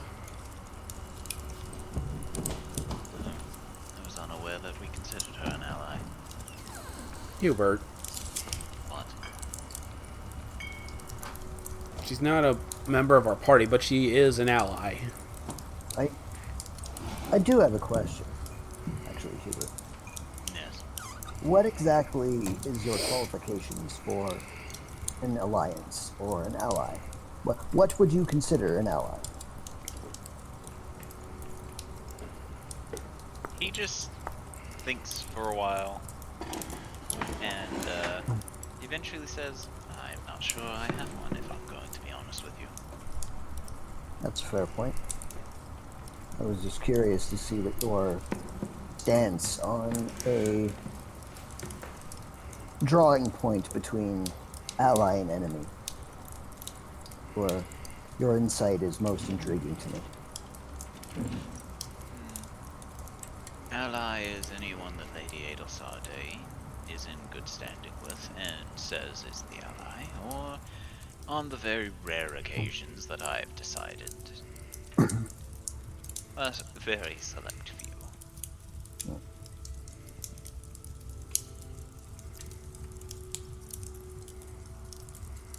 I do appreciate that you are taking steps to make exceptions to her otherwise ironclad rule. Don't know if that's her rule, but Well, ally until proven enemy. Is that not a rule? yeah, I I don't suppose. really feel like that's Lady Adelsarde's stance either. Yeah. Explain. Lady Adelsarde does not believe in ally until proven enemy. She is wary of most folks. She just wants to give everyone the benefit of the doubt. I am so used to her benevolent nature that I had assumed there was a lesser state of paranoia. No. She just prefers to believe in goodness. Let's just say it that way. That is why I suggested ally until proven enemy, suggesting that she has the benevolence and the optimism to consider those she meets an ally until they do something to prove the opposite.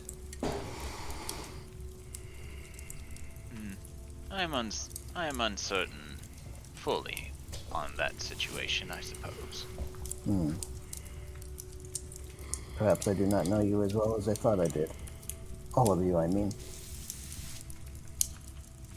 There's not much to know about me. I disagree. Very well. I believe that there is plenty to know about you, but not a lot that you wish to divulge because you don't deem it necessary. Oh, I'll tell you. I will answer any of your questions. Very well. I do not have any at this time, but I shall construct a list, if that is agreeable to you. Very well. All right. In fact, I shall attempt to construct a list for each of your questions to delve into your deeper selves. I am quite curious. I have nothing to hide. So I will answer you truthfully. You just need to ask. Indeed. And I will do so in time.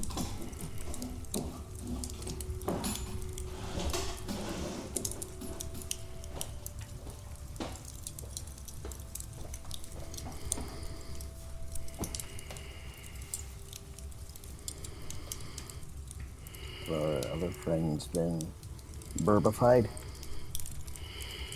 I do not know. He has not said anything in a while, so I assume. Though What he happened? did. Oh, there he is. Ah, No, I've been there. I was waiting for you guys to get done with what you guys are doing. no. Go ahead. Okay. Well, Albill's still conversing with the other Thorgrim about that. George is heading to the room that he assumed Eddie is in. Oh boy. Okay. Watching you knock on the door. Alright. There's a few moments of silence before the door opens. Eddie being out of her armor in just trousers and a shirt, and due to the armor, you realize she is fairly short without it, as she just looks up at you with a calm face and goes, "Yes." Sorry to interrupt you. I was curious about something. If you would be so kind. That would be.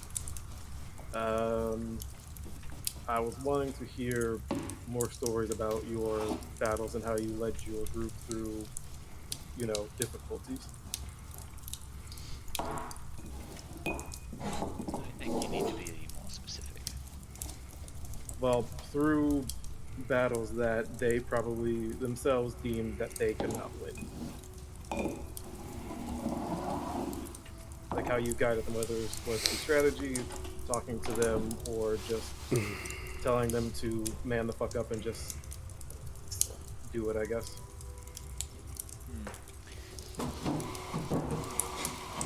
Well, unfortunately, I have to say that I'm not the one who is the motivational speaker of our group. Really strategy. Oh, Jesus. Okay. Nor am I really the strategist either. But the way I led them through is I commanded them to fight. I led the battle. That's what a leader does, is they lead.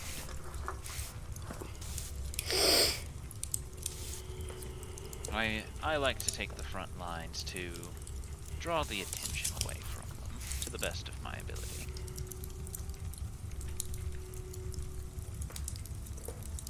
Huh.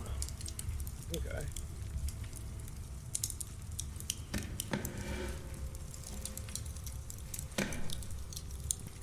Oh, I guess that is oh.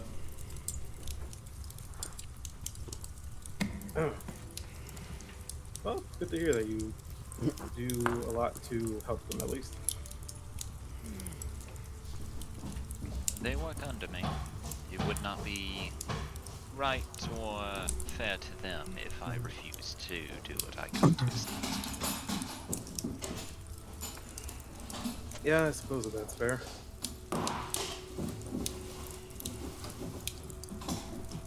Well, I didn't mean to interrupt your rest then. It's fine. If I didn't want to be bothered, I simply wouldn't have answered the door.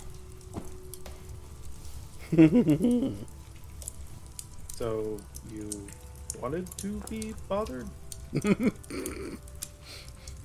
I think you look a little too closely when people say things. What do you mean?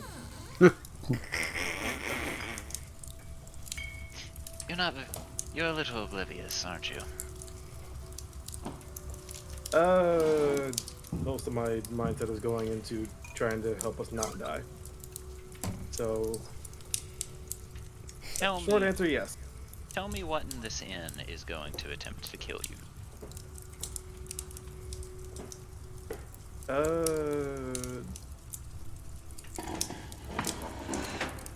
You mean actually going to attempt to kill me, or could attempt to kill me?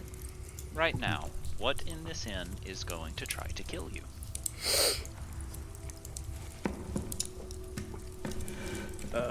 I guess Hubert, if he was pissed off. No. Not if. Right now. What's going to try to kill you? Nothing. Then don't worry about things. Then don't worry about trying to stay alive if there's no reason to worry about it.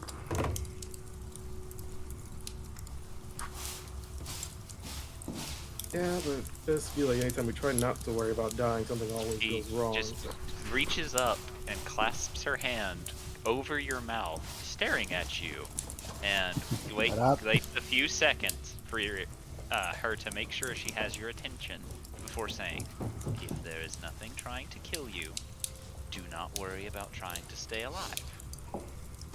Nod if you agree." He'll nod. Good. She will then very slowly let go and say, "You can waste your energy trying to make every precaution that comes to mind a reality. Or you can take time off, rest and recuperate from that," she says, motioning to your wounds from where it looks like a bear has mauled you. "I would recommend relaxing and resting, and worrying about not dying in an actual situation where you could."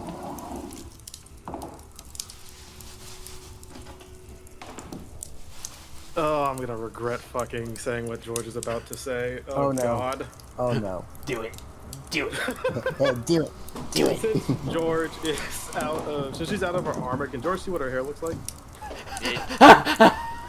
It is white, and it is a little bit longer than shoulder length. Goes to about her shoulder blades.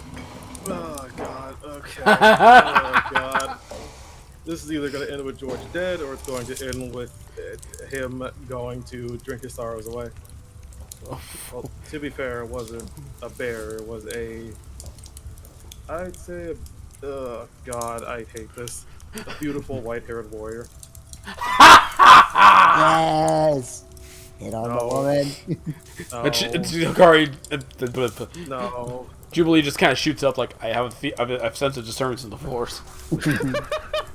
It sounds like I sense someone about to make a very big mistake. I sense someone about to die. She watches you for a little bit before saying, "I'm sure a very beautiful woman beat the hell out of you," and then very slowly shuts the door. Not in a mean way.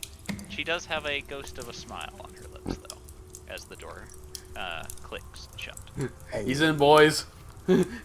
Oh, God. Ladies and gentlemen, we got him. I hate it here. George is going to walk back down to the bar.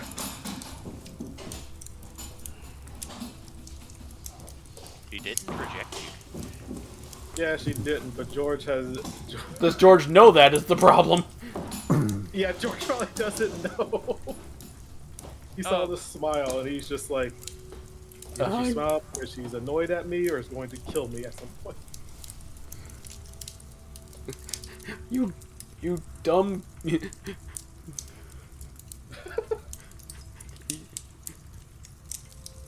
You're lucky she likes some dumb, apparently.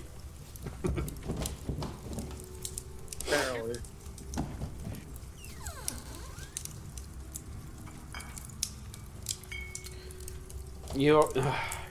Jubilee just sees George at the bar. You okay, buddy?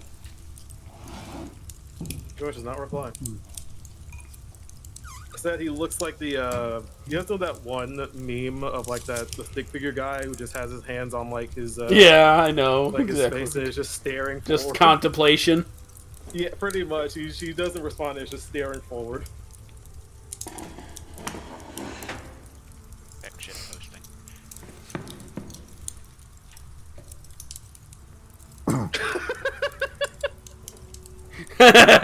Yes. That's exactly the one. Yeah, Jubilee pretty much. Jubilee just looks between Elby and Hubert and I was like, told ya. Yes, I had a feeling. LB's gonna call out to George in a suspiciously loud voice. So, how did it go? My bath was fine. I'm sure. Do you need to take another one? Why, I'm already clean. I don't know. Perhaps It a feels. cold one. Yeah, I was gonna say, it feels like you need a colder one now.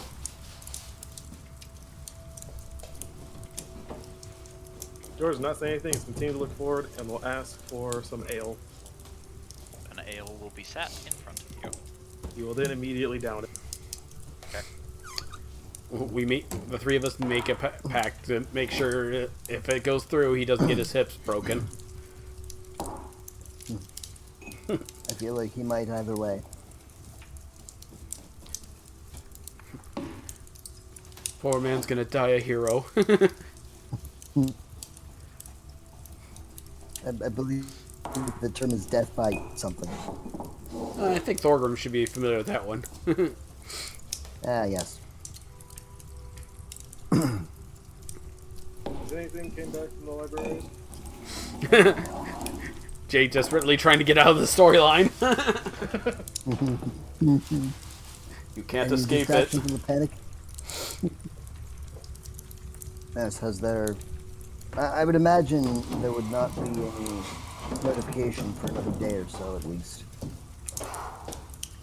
Okay. Then I'm going to bed. Yeah, perhaps it's a good time to turn in.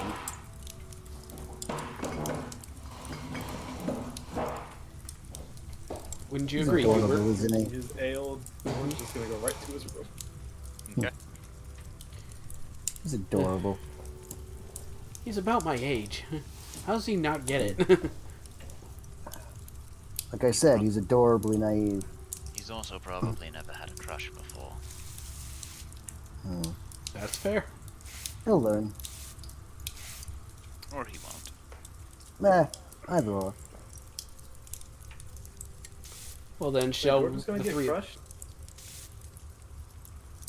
He got crushed earlier today by a great shield during his sparring match. Yes, well, perhaps he got a crush after the crush. Wait, so we got crushed twice? Yes. Double crush. Excuse me. That kind of sucks. Yes. Well, the first one did, for sure. The second one? Who knows? Might actually turn into something else. After all, they say diamonds are made under pressure.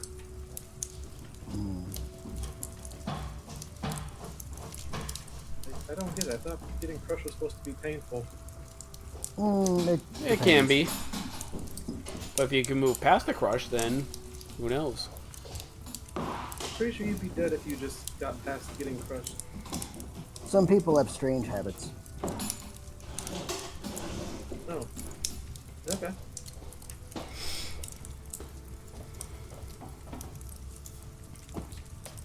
And as Jubilee and Elvie look over, you all watch as the alternate Thorgrim pulls his hands away from Hoppy's arm, with Hoppy holding his hand up before, with a shink, the longsword comes out of his palm. Neat. Ah. Well done. Oh, nice. Now you have a place to... Oh, what were you gonna say? Hoppy will stare at it before all of you hear a shink as the sword goes back in. And then it comes back out. Then it goes back in. And then it comes back out. And then it goes in and out and in. You just see Jubilee giggle.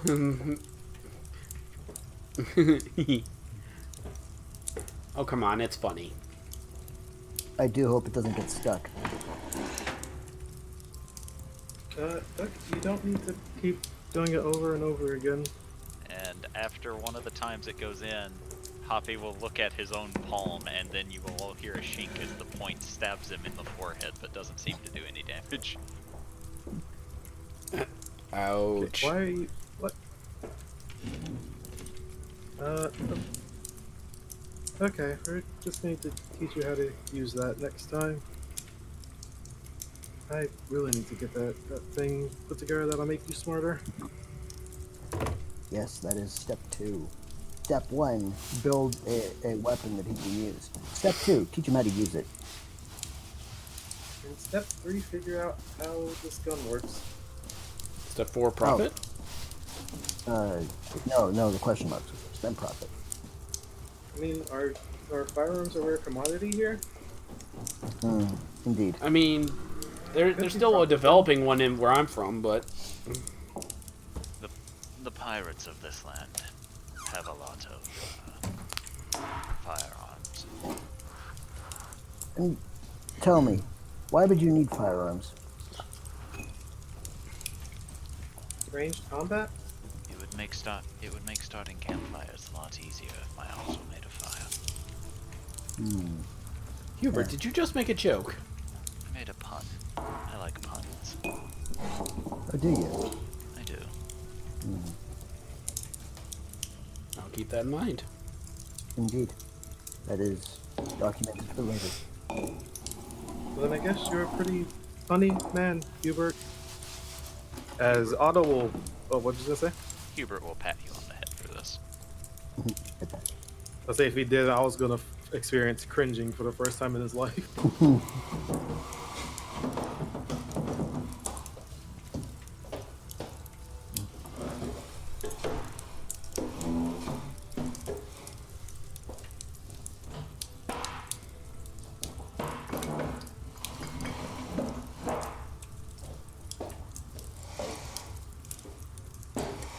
Do y'all want to do anything else for the day?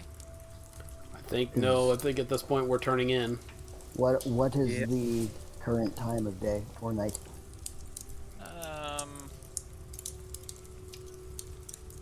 We'll say it's early evening. Would I be able to get in any more progress upon my staff construction? Not likely, no. Very well. Not without risking not getting enough sleep. Instead, then, I would like to hold my ring to my lips, and I would like to speak to it. Okay. Ring, Roll. I have a... Oh, Go ahead. no. You roll something. What do I roll? No, go ahead. Fine. What do you think? Ring, may I ask you a question? It will glow. Showing that it is listening. Do you know of an item known as the Dream King's Crown?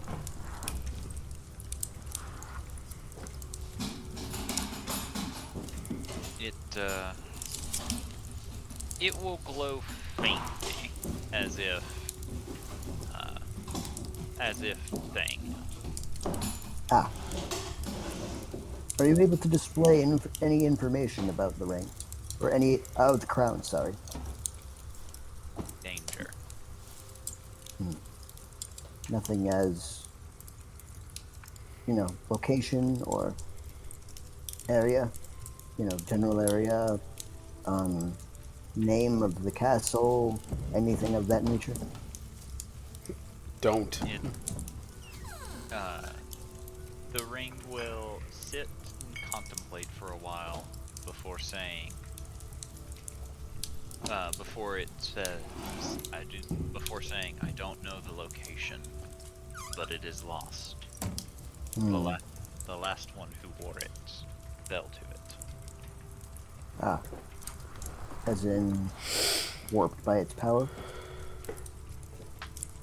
Went to sleep. Ah. Dream. Makes sense.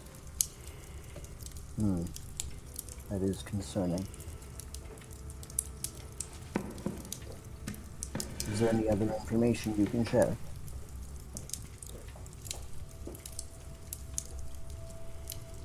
Threat. Threat. Danger. Yes.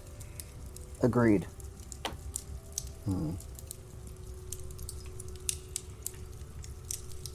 Since it is a very powerful magical item, I can only assume that it would be able to put asleep an elf.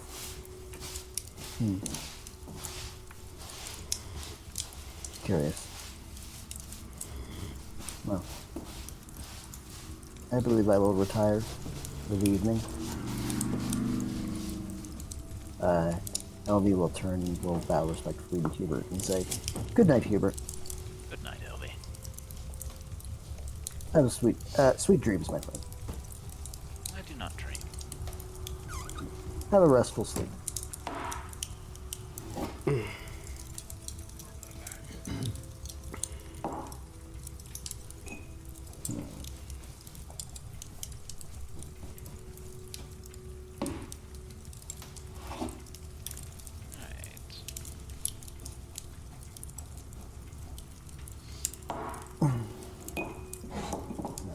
Over. Far away from others. The bed is on a diagonal.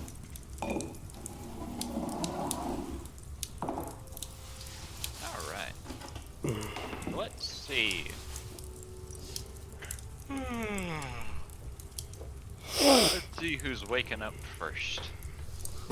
I need D100s from everyone. Alright. Jubilee. And Scalodius and George, you can both be considered attuned to your new weaponry. 24 is George and 64 is Otto.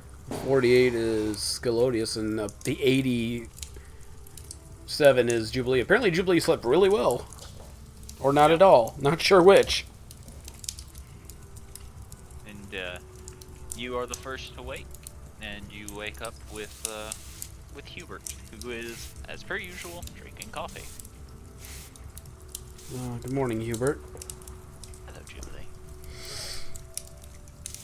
Jubilee. Anything go bump in the night while I was asleep? She says, stretching. Not as far as I'm aware. That's good to hear. Sure, when Adel gets done with what she's doing, she'll love to hear that. Shall we go downstairs and wait for the others? Sure. Julie will get up, give him a peck on the cheek, then get ready before heading downstairs. Hubert will wait for you, and once you head downstairs, we'll head down himself.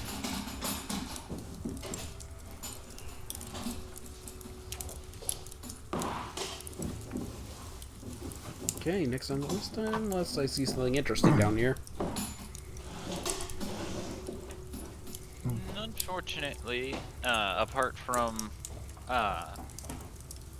the alternate Mark sitting at the table, hands clasped together, and the alternate Thorgrim head on table sleeping, you don't see anything else of interest. Alright, Of course he is. next up. He may be smarter, but Thorgrim's still Thorgrim. Alright, the 74 is next. Alright, that would be George. George is going to wake up. Probably still feeling sore from his fight yesterday. And is going to start heading down.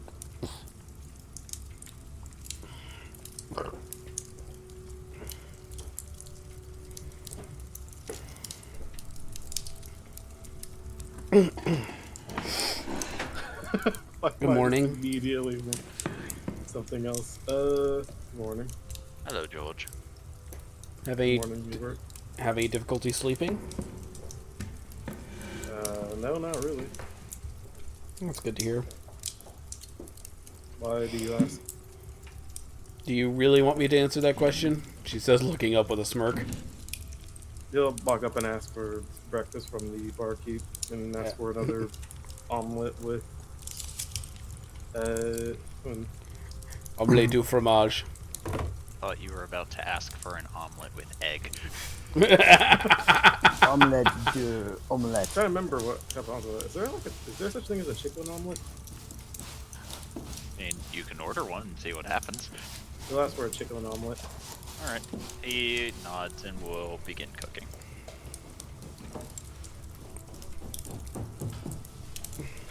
Why not? Sure. Why not what? You Yeah, asked go him. ahead.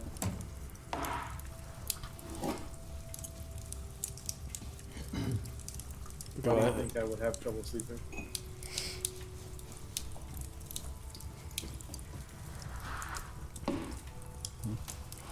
Come on, we all saw you staring like that, and I know I teased you a little bit about it, but come on.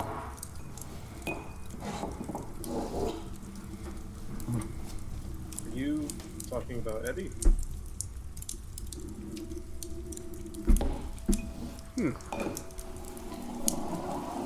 Am I? I don't seem to have said a name until I don't believe I said a name.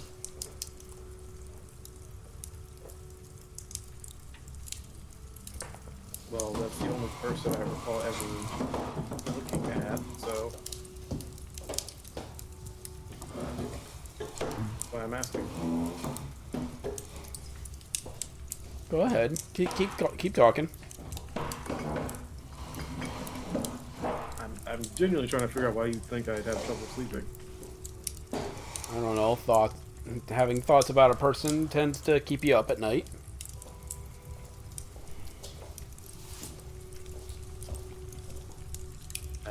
And not just the impure ones that you're probably thinking I'm talking about. Okay. I can assure you, he's gonna try to lie here. Go ahead. I'm ready to sense that motive, motherfucker. So I can assure you, I was not thinking about anyone in particular last night. Go ahead, make that deception check against me. Do it. Bullshit mode activate. Wish I had the geese here. You have the flute. Quickly plays flute. It won't help you in this instance, but you do have the flute. I guess ignore the higher roll, but yeah, you ain't bullshitting me. You just get the Hubert has to roll perception as well. As soon as my insight. My mouse. Yeah, insight. Sorry. Jubilee's bullshit meter is just going off the charts here. Apparently not Hubert's though. In order for Hubert to know, he has to care enough. Yeah, and Jubilee, she senses the tea. She must have it. Again, you see the Jubilee smirk plus eyebrow raise, like, you're really trying to pull a fast one on me of all people? That really did. George, darling, you're a very bad liar. Okay, and You're among friends, you can be honest here. Especially with me, if it's the thing I think it is. I'm more than willing to help you.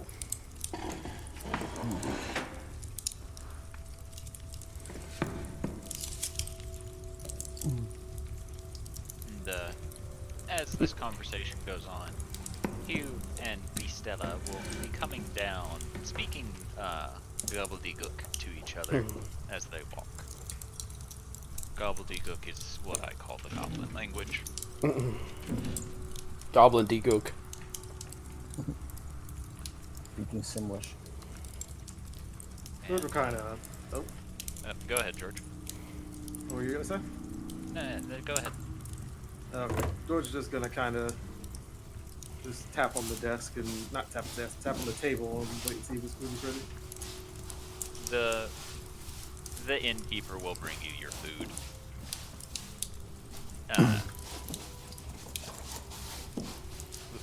Will bring you your food before heading back behind the counter. Thank you.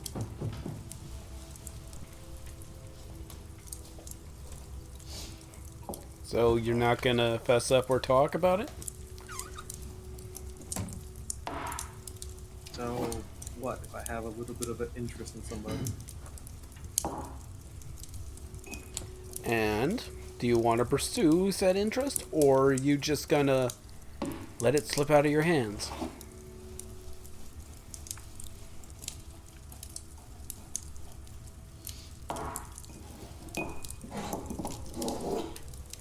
He'll just sigh and say, I guess you can say I already have. Well. Little Georgie boy is growing up. What would his mother think? I'm sure she would agree with. George will then think to himself for a second after she says that. He'll immediately think about how awkward it would be to just tell his mother, Mom, I think I'm falling for someone else from a different realm. Mom, I have a crush on someone. Oh, that's nice. Who are they? She beat the shit out of me. That's not what I asked. I concerned mom noises. One, please do not call me Georgie boy, and two, I don't really know what my mom will think. Especially since considering what happened to them beforehand.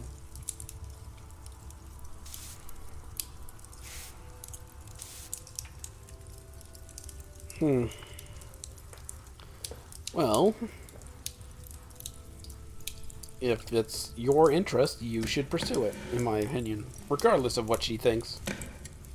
That being said, it doesn't hurt to see what she thinks, though, after all.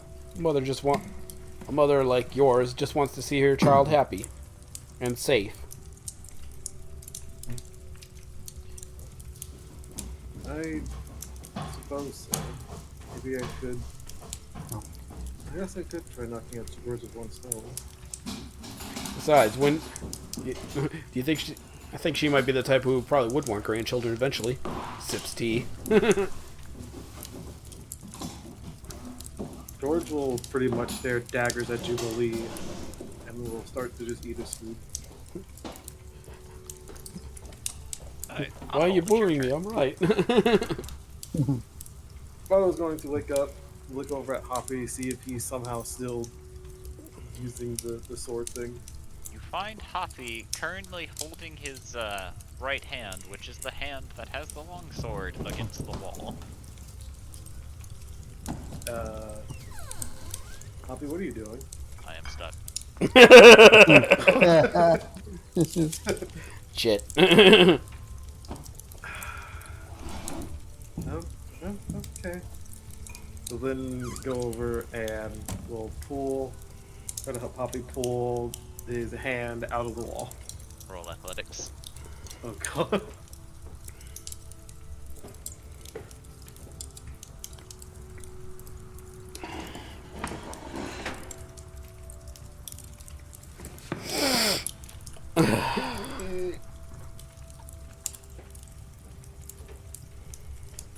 I am still stuck.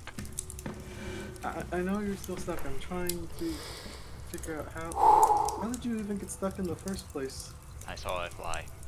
I went to smack it. I missed. Oh, okay. I hit the fly. Well, good. At least you're learning how to properly hit something. Actually, hitting it. I hit the fly with the sword. The sword is stuck. I am stuck. I mean, he'll try to get a better grip on on his arm this time to help pull it out. At least you managed to. He'll think to himself for a second. Well, there's some victory here. You managed to hit a small fly with the longsword, which I think is pretty difficult, all things considered. And he will try to pull him out again. Athletics. You pull and you pull, and Hoppy will attempt to wiggle his hand free, but neither of you are making any progress. Huh.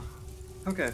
I have an idea. So, when I pull, how about you try helping me by also trying to pull the sword out at the same time?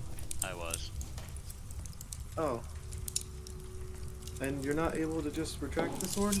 No. You watch as he tries to retract the sword, and instead you hear a cracking sound as if it's about to break the wall. Okay, let's not do that. Actually, I'll do a look at the wall. Would this be something that he can use a mending spell on? You have a feeling the amount of damage that will be wrought would be too much for mending. Huh. I'm gonna go get help. Right after I try one more time. Okay. Try one more time. I was waiting for that. Yeah, you somehow are now also stuck. So as you begin pulling, you hear a clicking sound as your back, as part of your clothes gets hooked in a hinge of Hoppy as you are now dangling off of Hoppy as you are stuck. Hoppy will look down at you, Shit. watch you for a second before going, "We are stuck." I know.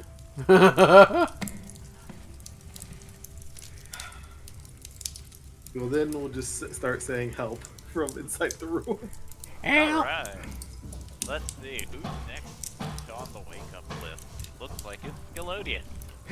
Oh no! So after all he's been through, and after waking up feeling sore, just kind of yawns and sleepily wanders his way out to the hallway. See it. Should I roll a perception check for Scalodius? Just No, you should be able to hear okay. with no issue. We're not chancing another nat 1, huh?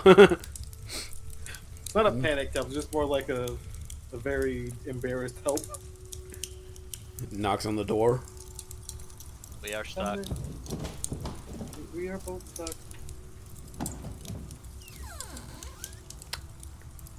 I've been around the teeth too much. Are you two decent? Yeah, we're fine. He got his sword stuck in the wall. Scalodius will nod and then open the door. Ah, I am see. Hoppy. I am not decent.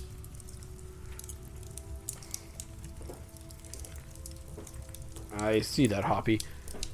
Allow me to assist you, gentlemen. We are stuck. I see that. Allow me to help you get unstuck.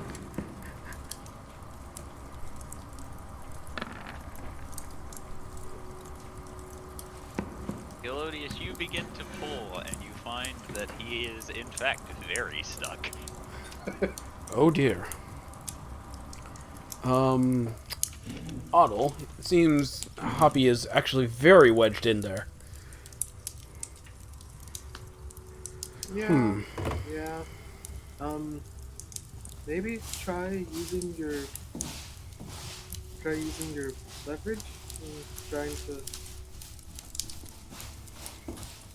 to pull us out, I guess, in some way.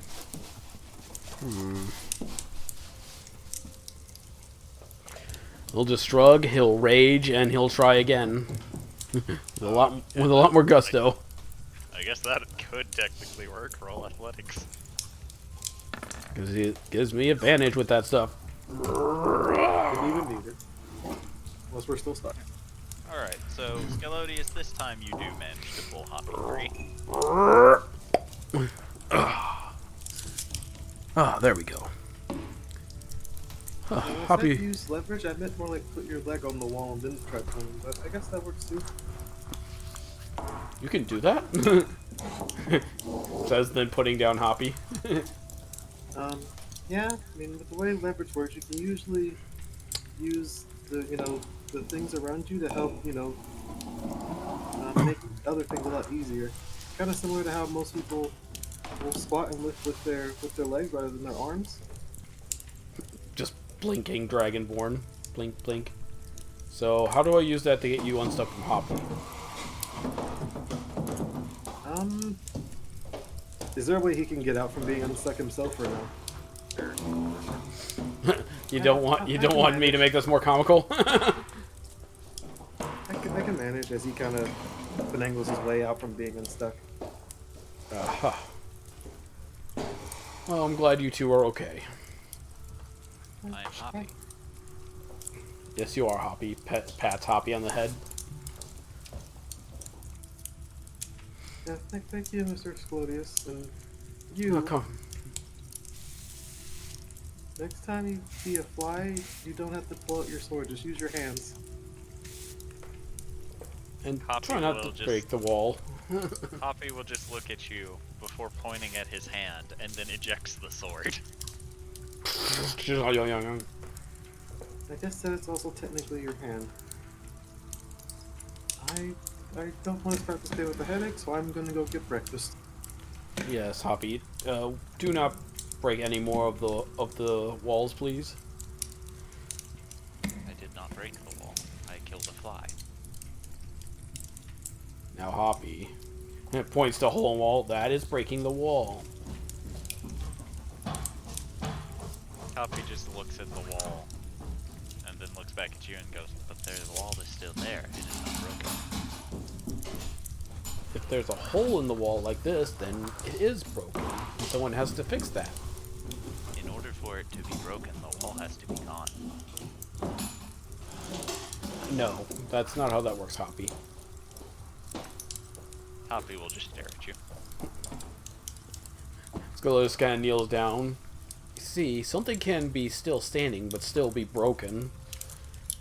This wall, while yes, it is still standing and still there, a piece of it is missing. He kind of rubs his hand over the hole in the wall. Just because something is still running doesn't mean it's not broken.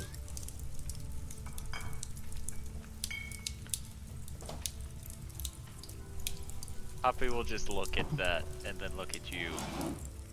If it is still working, then it is not broken.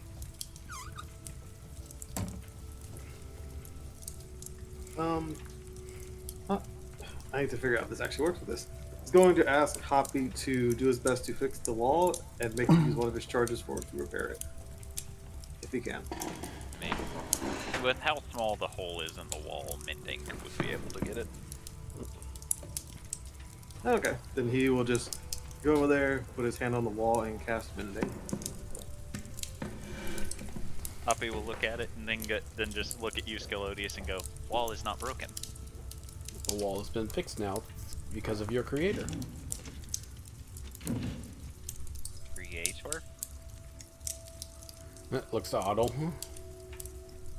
That's a conversation that's a term we'll probably understand once I manage to make it a little bit smarter. Skelos will pat Hoppy on the head again and come now. Let us go to meet the rest of the group. Skelos just thinks to himself, it's almost like being back at the orphanage again. It warms his heart a little bit. Trying to teach the young child.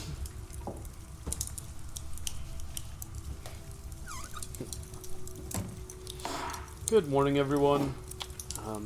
Good morning, Father.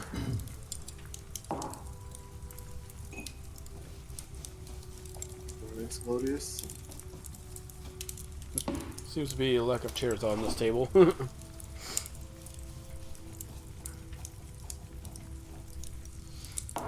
That and the person playing Skellius forgot how to do the command to do the thing. Alt.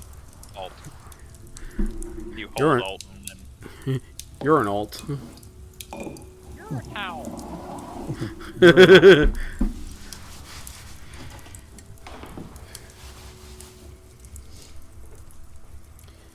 Oh, how are we all this fine morning? Good, I guess, priest? George, while still eating, we'll just give him a thumbs up. Wonderful. Jubilee turns to Hubert. He's being weirdly cheerful today.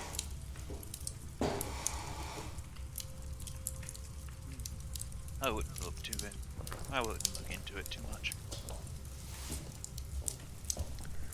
You think so?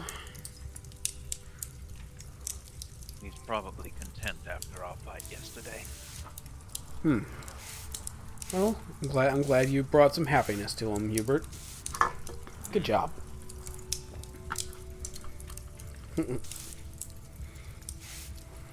I'm pretty sure Adel was very happy when she found that out too.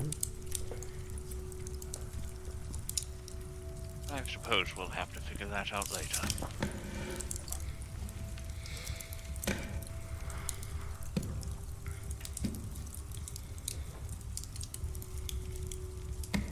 Alright.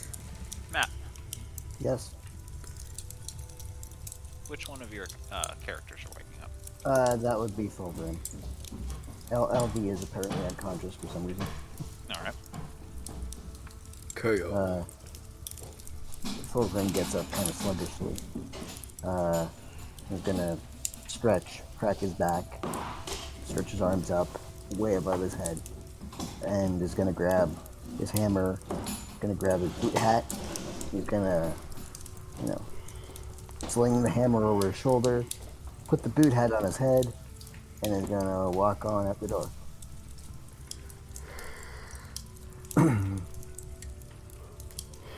Sit at the bar. Alright. Hey, barkeep, He looks at you. what you got for breakfast? What do you want? Bacon and eggs. Hold the He eggs. nods. He Nah, nods and eggs are cool. we'll begin cooking. Awesome, thanks.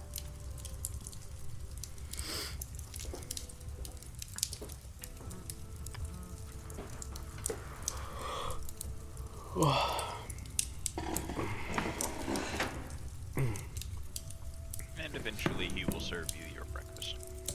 Cool. We will go. Ooh, bacon. And then, nom, nom, nom, nom, nom. Thank you.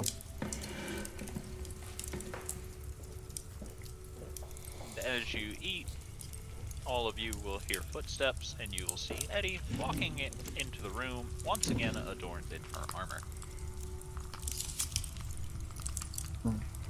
She will sit at this table.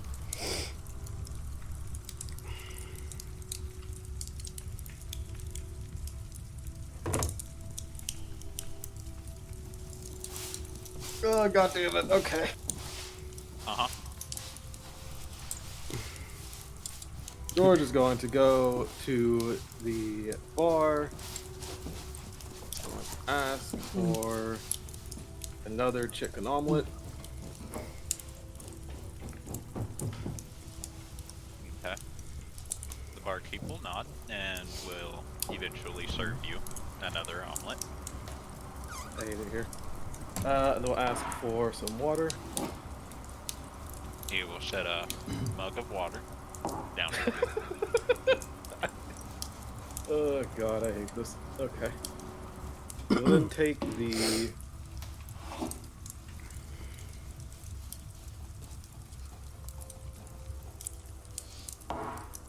He's gonna need to have a long conversation with his mom after once he goes to train.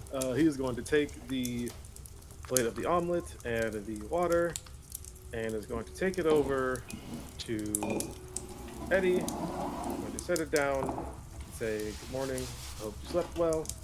Set it down next to her, and then go back and sit at his table. As you sit down, she looks to it, and as you're walking away, she says, thank you, and lets you go. Oh, he's simping. To hear that from Matt, of all people, is the funniest thing ever. I've been around you too long, goddammit. George, after Still. realizing what he just did without hesitation, is just going to then put his hands into his face and is going to put his head down on the table. Oh boy. You're making progress, George. You're doing fine.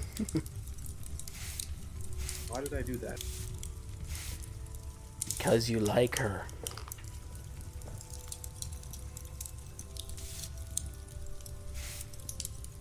Oh, did George like go to the counter and get the food? Yes. Sweet. He walked up beside you, Thorgrim, and you watched as he took the omelet over to Eddie and set it down, and then went back to his table. Thorgrim is looking at George, and he's got the biggest shit-eating grin on his face, and he's watching you the entire time.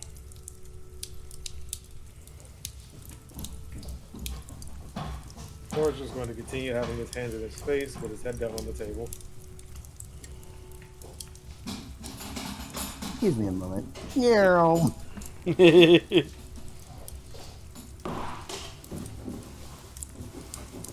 feel like there's a dwarf next to me. Hi. There is a dwarf next to you, and he's really curious. What is it, Thorgrim? You gotta crash.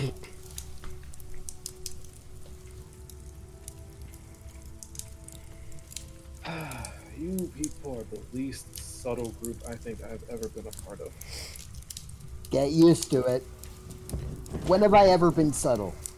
Jubilee just kind of motions to her outfit like, what about me screams subtle? Thorgrim, like, straight up, like, stands on his tiptoes and leans over George's shoulder. But Why don't you talk to her? I already have. He's making baby steps. Good. Proud of you. And I'm not sure yet you'd be one to talk, Thorgrim. Don't you Yeah, have a buff lady to take care of? That she more takes care of me. I mean, Oh, it's like, that kind of relationship. she's 5 times my size. What do you? More like 10. I mean, I was gonna turn to George. Isn't she kind of like an aunt to you? In some.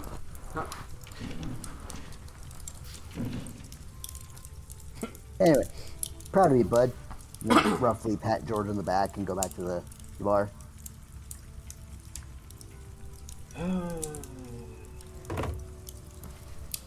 Hey, don't worry about it. You're doing fine, George. Besides, you're experiencing life after a single goal that just got completed. George, without looking at Jubilee at all, I was gonna say, is she looking this way? Jubilee just kind of side-eyed so she doesn't make it obvious that she's looking towards her. Roll stealth. We'll see how subtle you are. Let's see how subtle this is. Don't look over there, but I forgot to turn off. I forgot to turn off advantage again. All right, so Jubilee, as you're Full-on head turn. as you quote unquote subtly look over, you like turn your head and realize you can't get a good look at her, and then you turn your head more, and then the jingle of the bells on your clothes ring, and Eddie will just slowly turn her head and make direct eye contact with you. Jubilee will play it off like she was just stretching.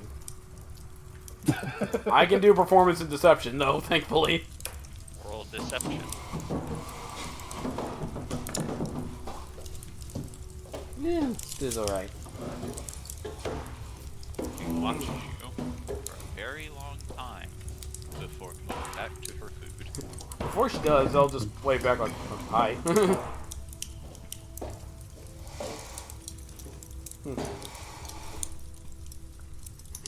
Quickly to George. I think she's focusing on the food right now. But she seems to be very enjoying it, though.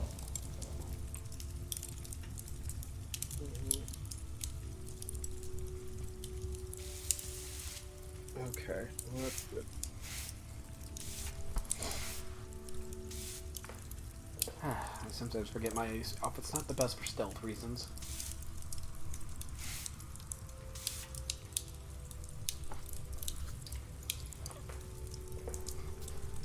Gets caught. Plays it cool.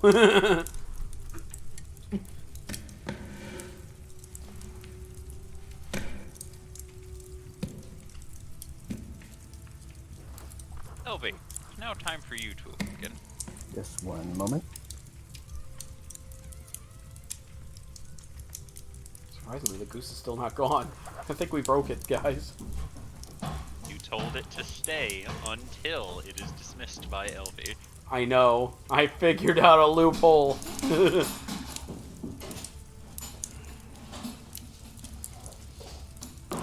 One moment.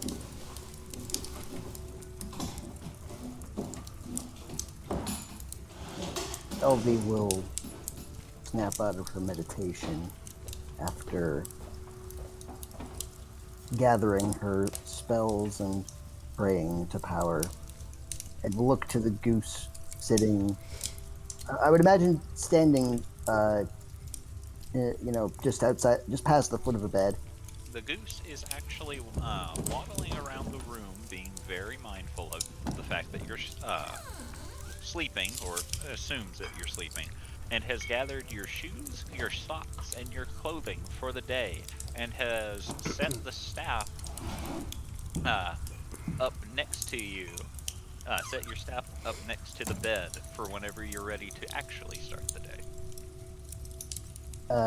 LV will go to the goose, will pick it up in her hands, and will give it a kiss on the top of the head and say, "Thank you. I appreciate it." It will honk to you. And then she, with one hand, will, like, in one arm, will cradle it like a child, like a baby, and will gather the things that the goose has gathered, and will, whoop, carry goose and friends, goose and things to outland And things place. to friends. And as she's walking by to sit at her normal table, LV will say, "Good morning," and then we'll look to the goose and say, "Please say good morning to my son." Good morning. Say good morning, my son. Good boy. The kiss on the top of the head. Turns to George. I think we broke the rules of magic somehow. You gave it the order to stay by her until it's dismissed. What do you mean we broke it? You did exactly what it's intended to do. Still thought it had a time limit, though. Huh. From what LB described, it's either he'll then move one hand out of his face and then we'll go and then put up one finger and say either 12 hours it completes the action that the command was given, or it somehow ends up getting killed. The latter will never happen. Yep. Well, I And hope since that you gave doesn't- it a command. The 12 hours is kind of, it might be null and void at this point until that command is finished. Well, George, if I accidentally made your new item useless, I apologize. If not, maybe a tactic to consider for the future. It's not useless. I'm pretty sure there's nothing that restricts it from being used again. I should essentially probably recharge the one time I used it yesterday.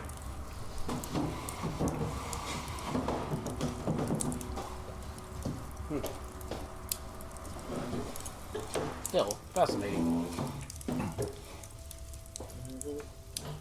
Also, did no one tell Corbin about what happened? Skillos then looks over. Is that a goose? Indeed. This is my son. Corbin, before you panic, we got a magic flute that summons helpful geese. I'm assuming that's where that came from. Points to the goose in LV's arms. Yeah. You can lay eggs. Oh God. Can those geese lay eggs? Skillos is talking to Elvie, not the goose. No, I do not. I do not lay eggs. If you Have you like not heard? this, Have you not heard of adoption? if you like to experiment, I can blow the flute and we can ask the goose to lay eggs and see what happens. I would very much like to see that. I wouldn't. I'd hold off on that until Okay, so that's a one yes and better one no. time. 2 no's. I mean, I'm curious, but just not now. Lord knows if it lays infinite eggs, we don't want to destroy another inn for this poor gentleman. We can probably just command them to lay one egg, and not just eggs. That's fair. That would make this a lot more of a safer experiment then. I'd be on board with that.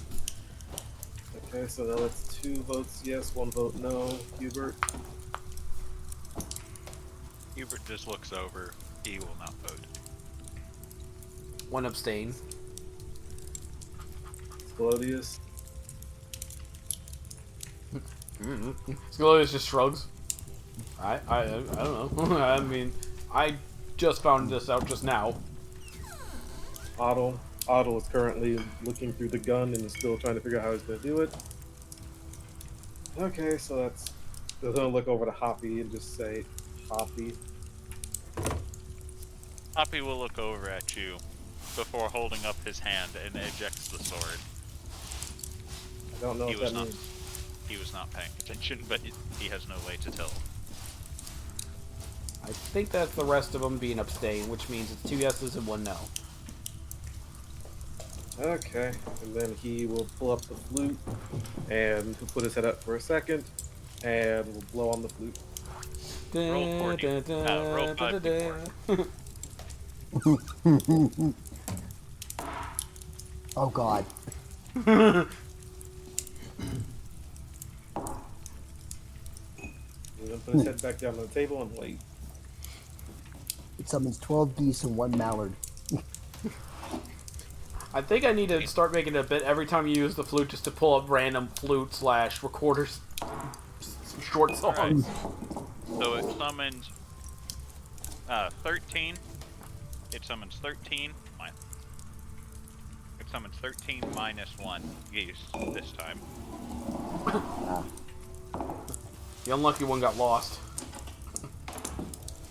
No, the 13th one is currently being swaddled. So your max hit capacity is now 19 instead of 20. Interesting. Yeah, okay. So the door will open and a cacophony of honks will echo through the building as 12 geese will waddle in, coming to George, 2 of which flutter and land on his back before sitting as the others go about their goosey business. Oh good God, why? Imagine they just came in marching like all in a straight line, like army marching. He will then say. Oh, I can make a bad joke here. He will then point over to the empty section over here. Say, each of you go over there and lay 1 egg. Form ranks. Attention. Present egg. Let's see. Yeah, that's a good question. Does gender matter when it comes to the magical goose horn? I don't know. Well, this will be part of the Only experiment three- then. Only 3 geese will waddle over before sitting down in the floor. The other geese appear to be male. Alright, so actually it does matter. Interesting. That is an unfortunate disparity. Yeah, Oh. let's That reminds me. I'm gonna look to. LB's gonna look at the goose, literally nose to beak. Hold on, I need to mark this one so that I know not to delete it. Okay, yeah, fair. Yep, that's too much it of is a mark. purple spot. You know, hold on. This one gets the privilege of being Mother. Big Goose because I need a mark. Mother. I also Mother, I like to have make. grown. I'd like to make a note of this real quick. Yes. One of them's gone rogue. Okay, What? So now we have. Mother, I have become strong. There we go. Oh, nope. Oh God, Well, it's Illuminati gotta- goose. Alright, so if I give it 2 marks, the marks are the correct size. Christ. LV will lift the goose up, literally nose to beak, and we'll just sort of go. I wonder, and then checks. Gender Boy check. goose or girl goose? Full nature. Okay. Can you tell? Maybe. That looked like a goose to you. Very well. Uncertain. Doesn't matter. Do you have a son or daughter there? Very well. Doesn't matter. I was just curious. Continue swaddling goose. The goose that has fluttered up to the bar will tap its beak on the bar. The barkeep will stare at it before just slowly setting a mug in front of the goose, which the goose will dip its beak in and begin to drink from. I found the alcoholic goose. I assume it's water. It is just You water, right? assume a lot, though. You do not know. Pilgrim's gonna like stick a finger in and just As you attempt to stick a finger in the goose's drink, it will peck at you. ow. Okay, fine. To be fair, you deserve that one. Yeah, I just wanted to know if we had an alcoholic goose. And then it will go back to drinking. All right. At least you're not, honking and making me blind. Ark. Cool. Honk to you And too. Then these 3 geese will each lay an egg before heading to the door and leaving. Alright. Then, as they lay those 3 eggs, George will then command another 3. Take those 3 eggs up to the barkeep and give the eggs to him. Geese will stare at you. They don't have hands. I don't think they can use their beaks either regarding that. I don't know if they're big enough or delicate enough to handle the eggs. That would be quite hilarious, though. I'm uncertain about that one, though. George will then let out a sigh, we'll go, pick up the 3 eggs, and we'll hand them over to the barkeep. Say, would you like 3 more eggs to add to your ingredients? Sure, he says, being confused about the entire situation. I've got one of your geese drinking right now. I don't know how to feel about this. Then we'll lay the 3 eggs on the counter and we'll walk back to a seat.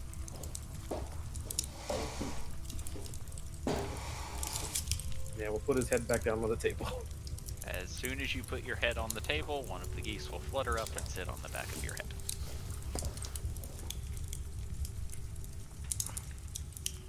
It will also begin preening you.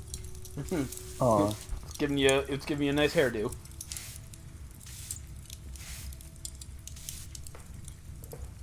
Jubilee suddenly gets an idea and points to the goose on the far left to waddle over to her. She'll whisper to it to find a bouquet of flowers that the lady over there, pointing at Eddie, will like, and give it to George. The goose looks at Eddie and then looks at you. It does not know how to determine what sorts of flowers the woman over there would like. That's fair. Find a bouquet of flowers and give them to George. Can George roll perception to see if he hears this? Do what? I was George roll perception to see if he hears this? I mean, I don't think she was trying to hide it from you. I kind of was, so I'll let him. Then you need to roll stealth versus. Oh, that's fair. That's fair. I just wanted to be. I did say whisper, so I didn't know if that came across. I almost rolled survival there for a moment. You caught me. I don't even see the rolls. It's 15 and 18. He got me by 3 points. Time to reload roll 20. And George will then look up from his head being on a table and will look over at Jubilee and say, "You don't need to do that." Well, too late. I already did. The goose is already on its way out the door to go find a bouquet of flowers. You know, I don't need to do a lot of things, and yet I still do them. I wish to try something. Are we anticipating any combat today? We are currently unaware of this. Very well. Well, if we are not anticipating any combat at the moment, I'd like to attempt something. And LV is going to place her forehead against the goose's forehead and is going to try and detect its thoughts. Interesting. Read goose mind. Right now, the thought on its mind is it's hungry. Ah. Very well. Hungry. Mommy hungry. I will go to the barkeep and I will patiently ask for a small loaf of bread. He will give you some bread. Excellent. I will return. You know peas are best for animals, right? Ah. Or best for geese, right? I did not know that. Do you have any that you could put in a small bowl? He will give you a bowl of peas. Thank you very much. And We return to our table and we'll de-shell and feed the goose little pieces of little peas and some bread if it also likes bread. George, why is George making a saving throw right now? I'm making a personal roll for him. So at some point, George will Roll for confidence. pretty much is rolling for confidence. He's really feeling it. Shake off not the cobwebs. Shake it what now? nervousness. Shake the nerves. He will the shake nerves. off the goose now named Cobwebs. Will snag his face a little bit, get up from the table, and head over and sit on the table across from Eddie. Go get him, Tiger. Eddie will look at you calmly. Her plate is finished as she is drinking from her cup of water. Did you enjoy your food? It was rather good, yes. Oh, that's good. I wasn't sure what you liked, so I figured the chicken omelet would be good, at least. It is safe to assume. In simplicity when trying to get food for someone else. I guess that is fair.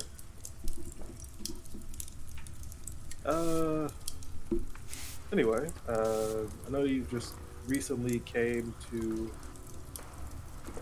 Haven and all, but I do have some training I need to get to today, but once I'm done, I'd like to show you around more if you'd like. Roll persuasion. Oh god. Can I have the goose help me? Sure. Alright, he's gonna have the geese help him. Alright. Question: Can I do bardic still? I don't care. I give you bardic inspiration.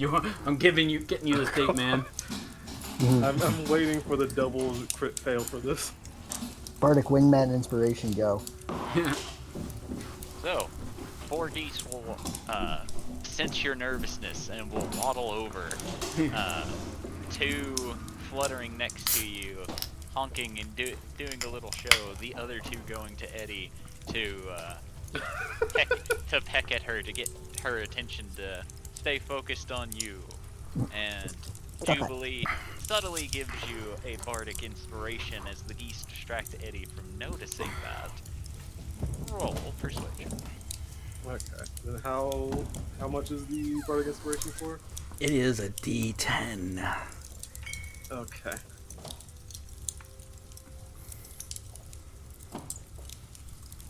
They didn't roll. Oh, there it goes. Alright, you're at a 22. You're at 30. It is in fact a 30. He'll watch you for a long while. Seconds will tick by, feeling like minutes, feeling like hours, before eventually she says, tomorrow then. Oh, yeah, okay.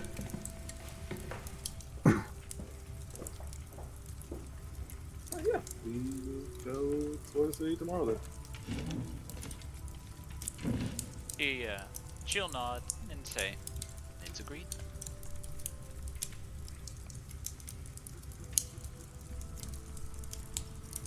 George will kind of just scratch the back of his head as he doesn't know what to say now, and will say, well, I guess I should probably get to training then. And what will you be training today? My mother's teaching me a new summoning spell. Ah. Well, good luck to you then. Thank you, and good luck to whatever things you get up to today. And he will calmly head towards the door and leave. He's met at the door with a goose with a bouquet. And you are are in fact met at the door with a goose with a bouquet. And as last instructed, it will give you said bouquet for waddling off into the street. And as you stand there holding the bouquet, the other four which helped you also waddle off into the streets. George is now thinking, what the fuck do I do with this?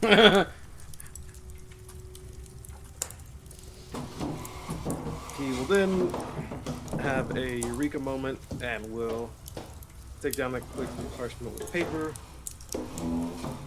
and will write down jokingly, this was Jubilee's idea. I don't know what kind of flowers you like, but if you do like flowers, here you go. And we'll put it into the bouquet and we'll command one of the goose to come over and take it to Eddie. Right. The goose will do as such.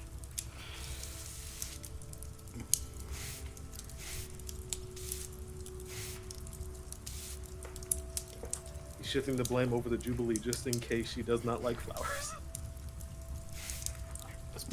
I have a feeling this might backfire in your face a little more than you think. Meanwhile, Jubilee's trying to gauge the reaction of Eddie's other teammates. They are continuing to talk in gobbledygook, so you can't really tell. Unfortunately, I don't think I speak Goblin. I'm more looking for like facial expressions and that kind of thing. Stella appears to be smiling, and Hube is just sitting there.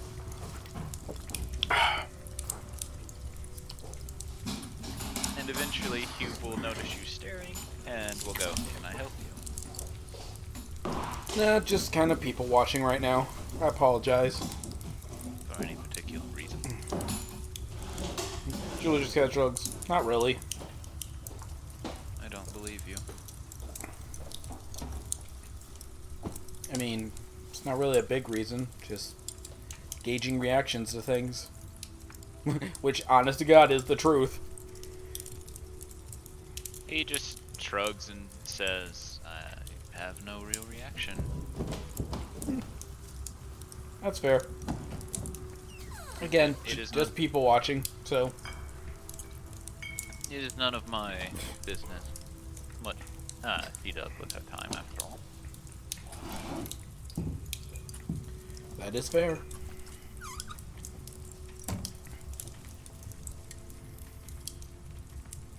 And I'll just go back to doing whatever I'm doing.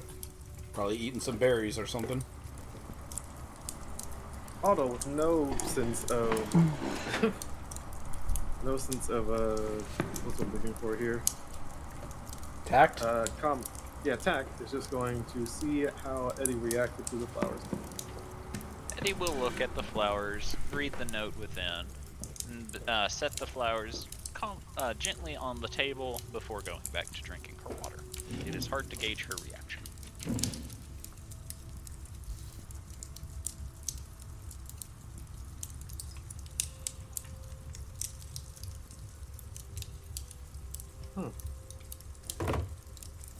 I was just going to look over to Hubert. Is it normal for people to take flowers? I did not hear you. He's going to look hear over what to you Hubert said. and just say, is it normal for people just to get flowers randomly from the goose?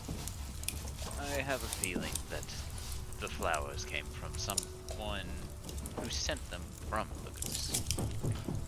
I believe it was George. Oh. Why would he do that? Oh, you sweet summer child.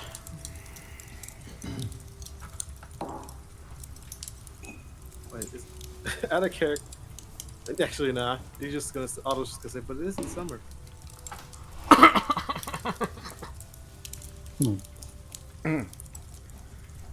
Huh. You'll find out more when you're older. Scullius then speaks up, but I am older and I still don't 19. know.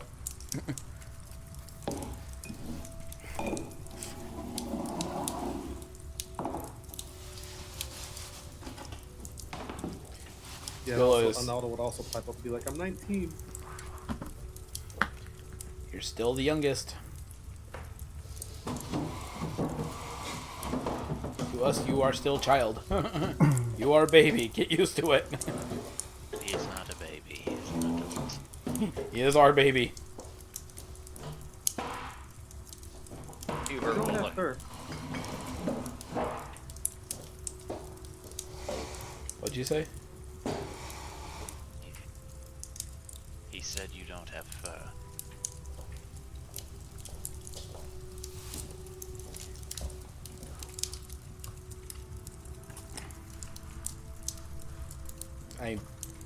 True. But LV doesn't have wings, feathers. Well, last I checked. I could check again.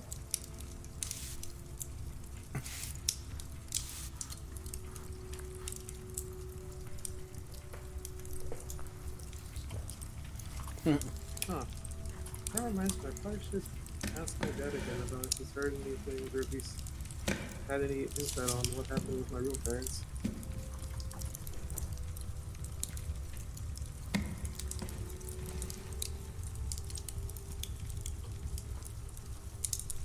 Also, I haven't spoken to him in a while, so I don't know if he's okay. Do you have a way to contact him?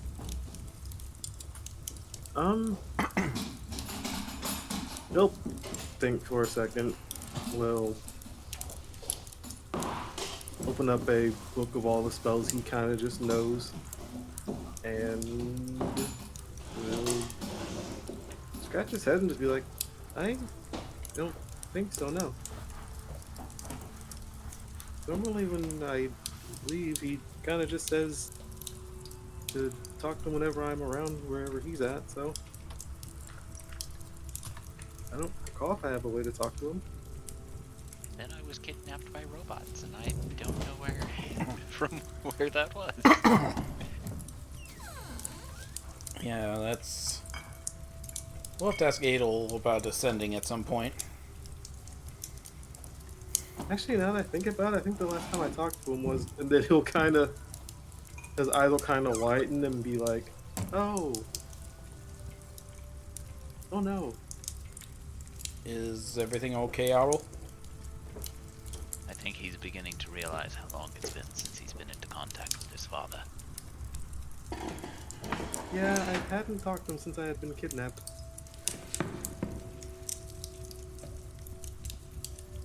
It's been a while, hasn't it? How long was Otto kidnapped for? Well, that much I can't answer, but you do know that it has been a long while since you've been rescued. It has been a pretty long time since I've talked to him. We'll get Adel to help you once she's ready and able.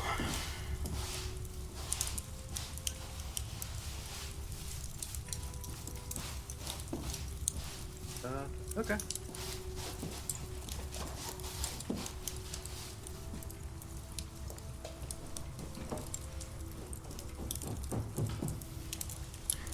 Until then, you are still the youngest of the group, therefore you're the one who must be protected.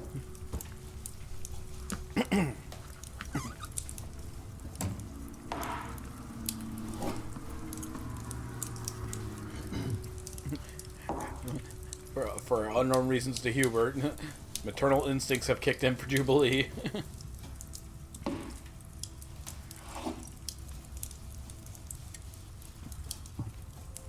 Must protect the wabbit.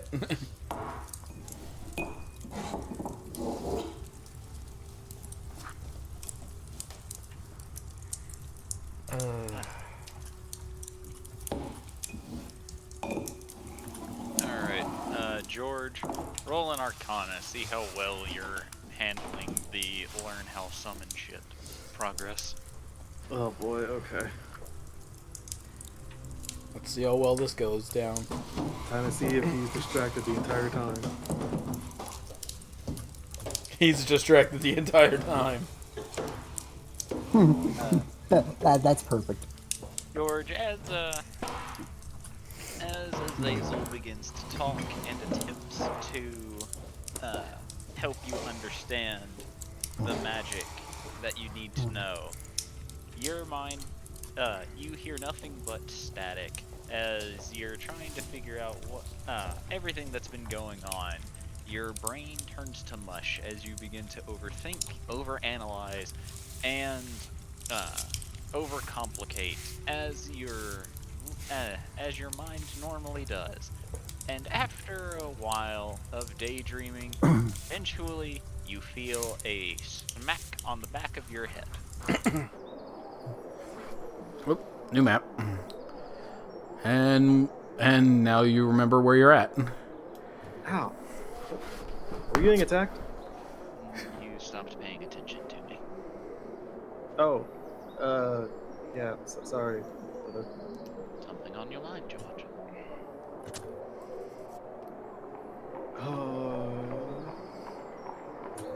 Um.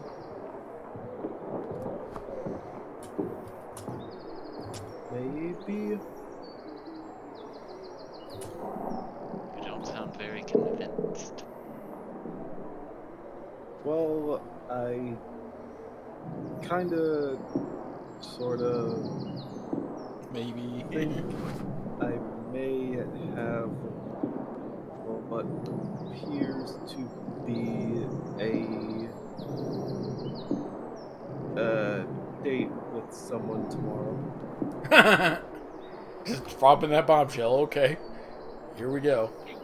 She George watched- is a mother's child, is a mama's boy. He does not lie to her. Yep. She watches you for a while, for a very long while, and then tilts her head and goes, "Really?" So, What? George kind of tilts his head and like, what do you mean, really? You have never shown even the slightest hint of interest in anyone for as long as I have. For as long as you've lived. I George will then just kind of just. In fact, not only that, but I have actively seen you repulsed when people flirt with you. Well, this gal didn't really flirt with me. She kind of sparred with me, and I lost. she beat my ass. She just watches you for a minute. And watch it like for a long few minutes, and then goes, The gears are turning. "She sparred with you, and you asked her out." George will kind of just put his arms to his lift his arms to his sides, like I don't get it either, but I sparred with her, and then all of a sudden, I looked at her a little bit while she was walking away, and now I fast forward, and now I have a date tomorrow. Oh my. On the plus side, though, she is very strong. I imagine her thought is, he really does take after his father. She watches you for a minute, and then as you go, on the plus side, she's very strong. She looks actively confused at this addition before she just says, "Whatever makes you happy," and just surprised is all. Did you expect me to never try anything with anyone in my whole life? George, I'm going to be honest. I honestly don't know what I expected. Because, as I said, you've shown no interest in anyone, and the people who have shown interest in you, you look disgusted whenever they started flirting with you. I mean, yeah, being flirted with is weird, and I don't really care all that much about it. Oh my god, I'm flirting with somebody. What the He's still trying Oh to my figure it out. God. Himself. What am I doing? I've become the very thing I hate. I have been around these people for too long. I need to. Can I stay at the city now for a little bit? I don't I wasn't going to make you leave, but yes. Are you okay, George? Oh no. George will then let out a sigh and will say, I think I might have a crush.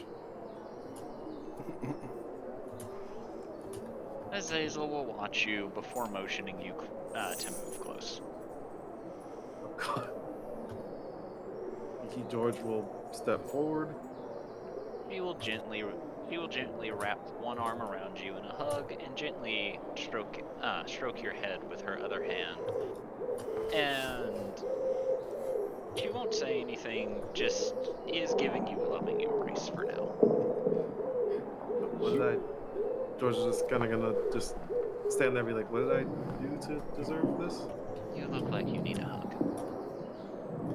You're just figuring this out. Thanks. Because I can only assume that your friends are going to give you a hard time. And I can't, and I have a feeling that if I say anything, it could be construed the wrong way. So, I'm going to simply give you a hug and say that try not to overthink. Alright? Alright.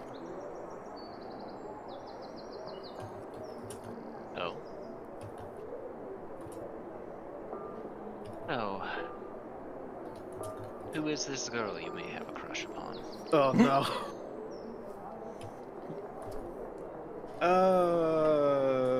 Hmm. Huh. Well, And fade to black. it's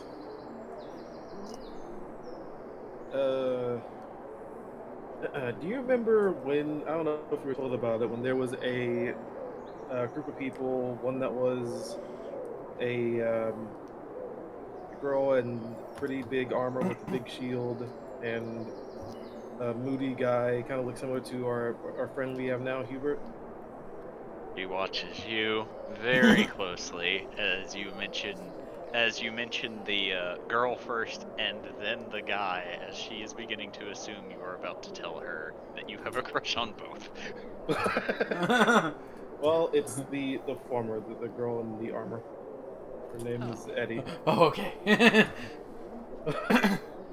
I see. And do you like her because she is strong?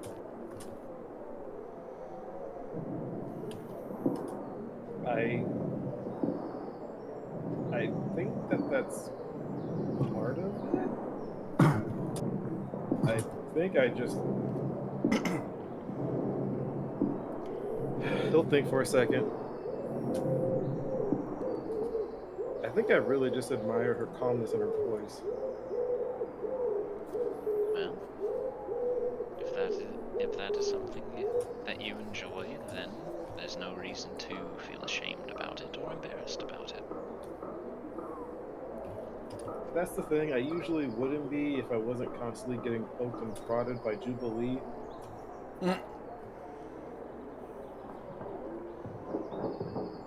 She literally had a goose bring me a bouquet of flowers that I then proceeded to.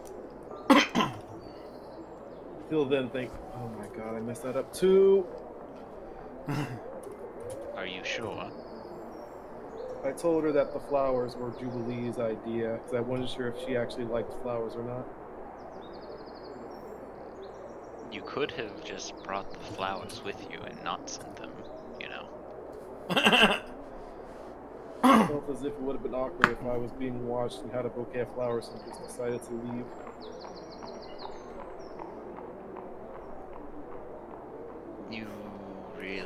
We really have to find a way to make you stop overanalyzing, George.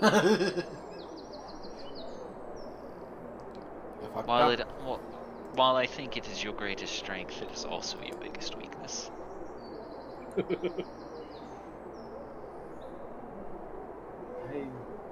I guess so, yeah. Also, sorry I wasn't really paying that much attention. It's fine. You appear to be distracted. Very badly.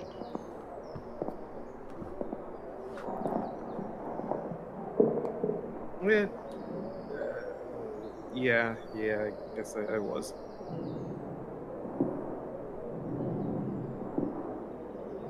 Well, I wish you the best of luck in your endeavors.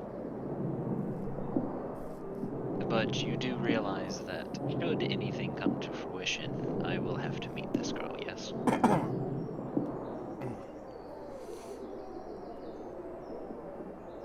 Yeah, I understand.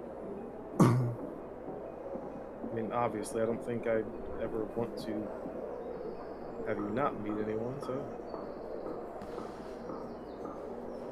One party can get right.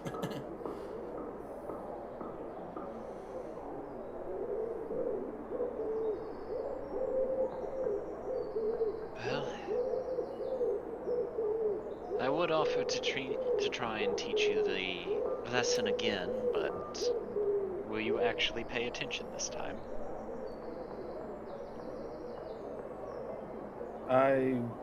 I can do my best to pay attention. Alright, then we'll start again. And she begins trying to teach you again, and you find that you cannot pay attention, in fact. As now, you are thinking only about how you messed up the bouquet of flowers. Da da da da da da. Hey, thanks for watching the video until the end. If you want to see more of my stuff, click on either the vids on screen or check out my YouTube channel. Feel free to like, comment, subscribe, and check the description for more places to follow me. I hope you enjoy the rest of your day, and I'll be seeing you.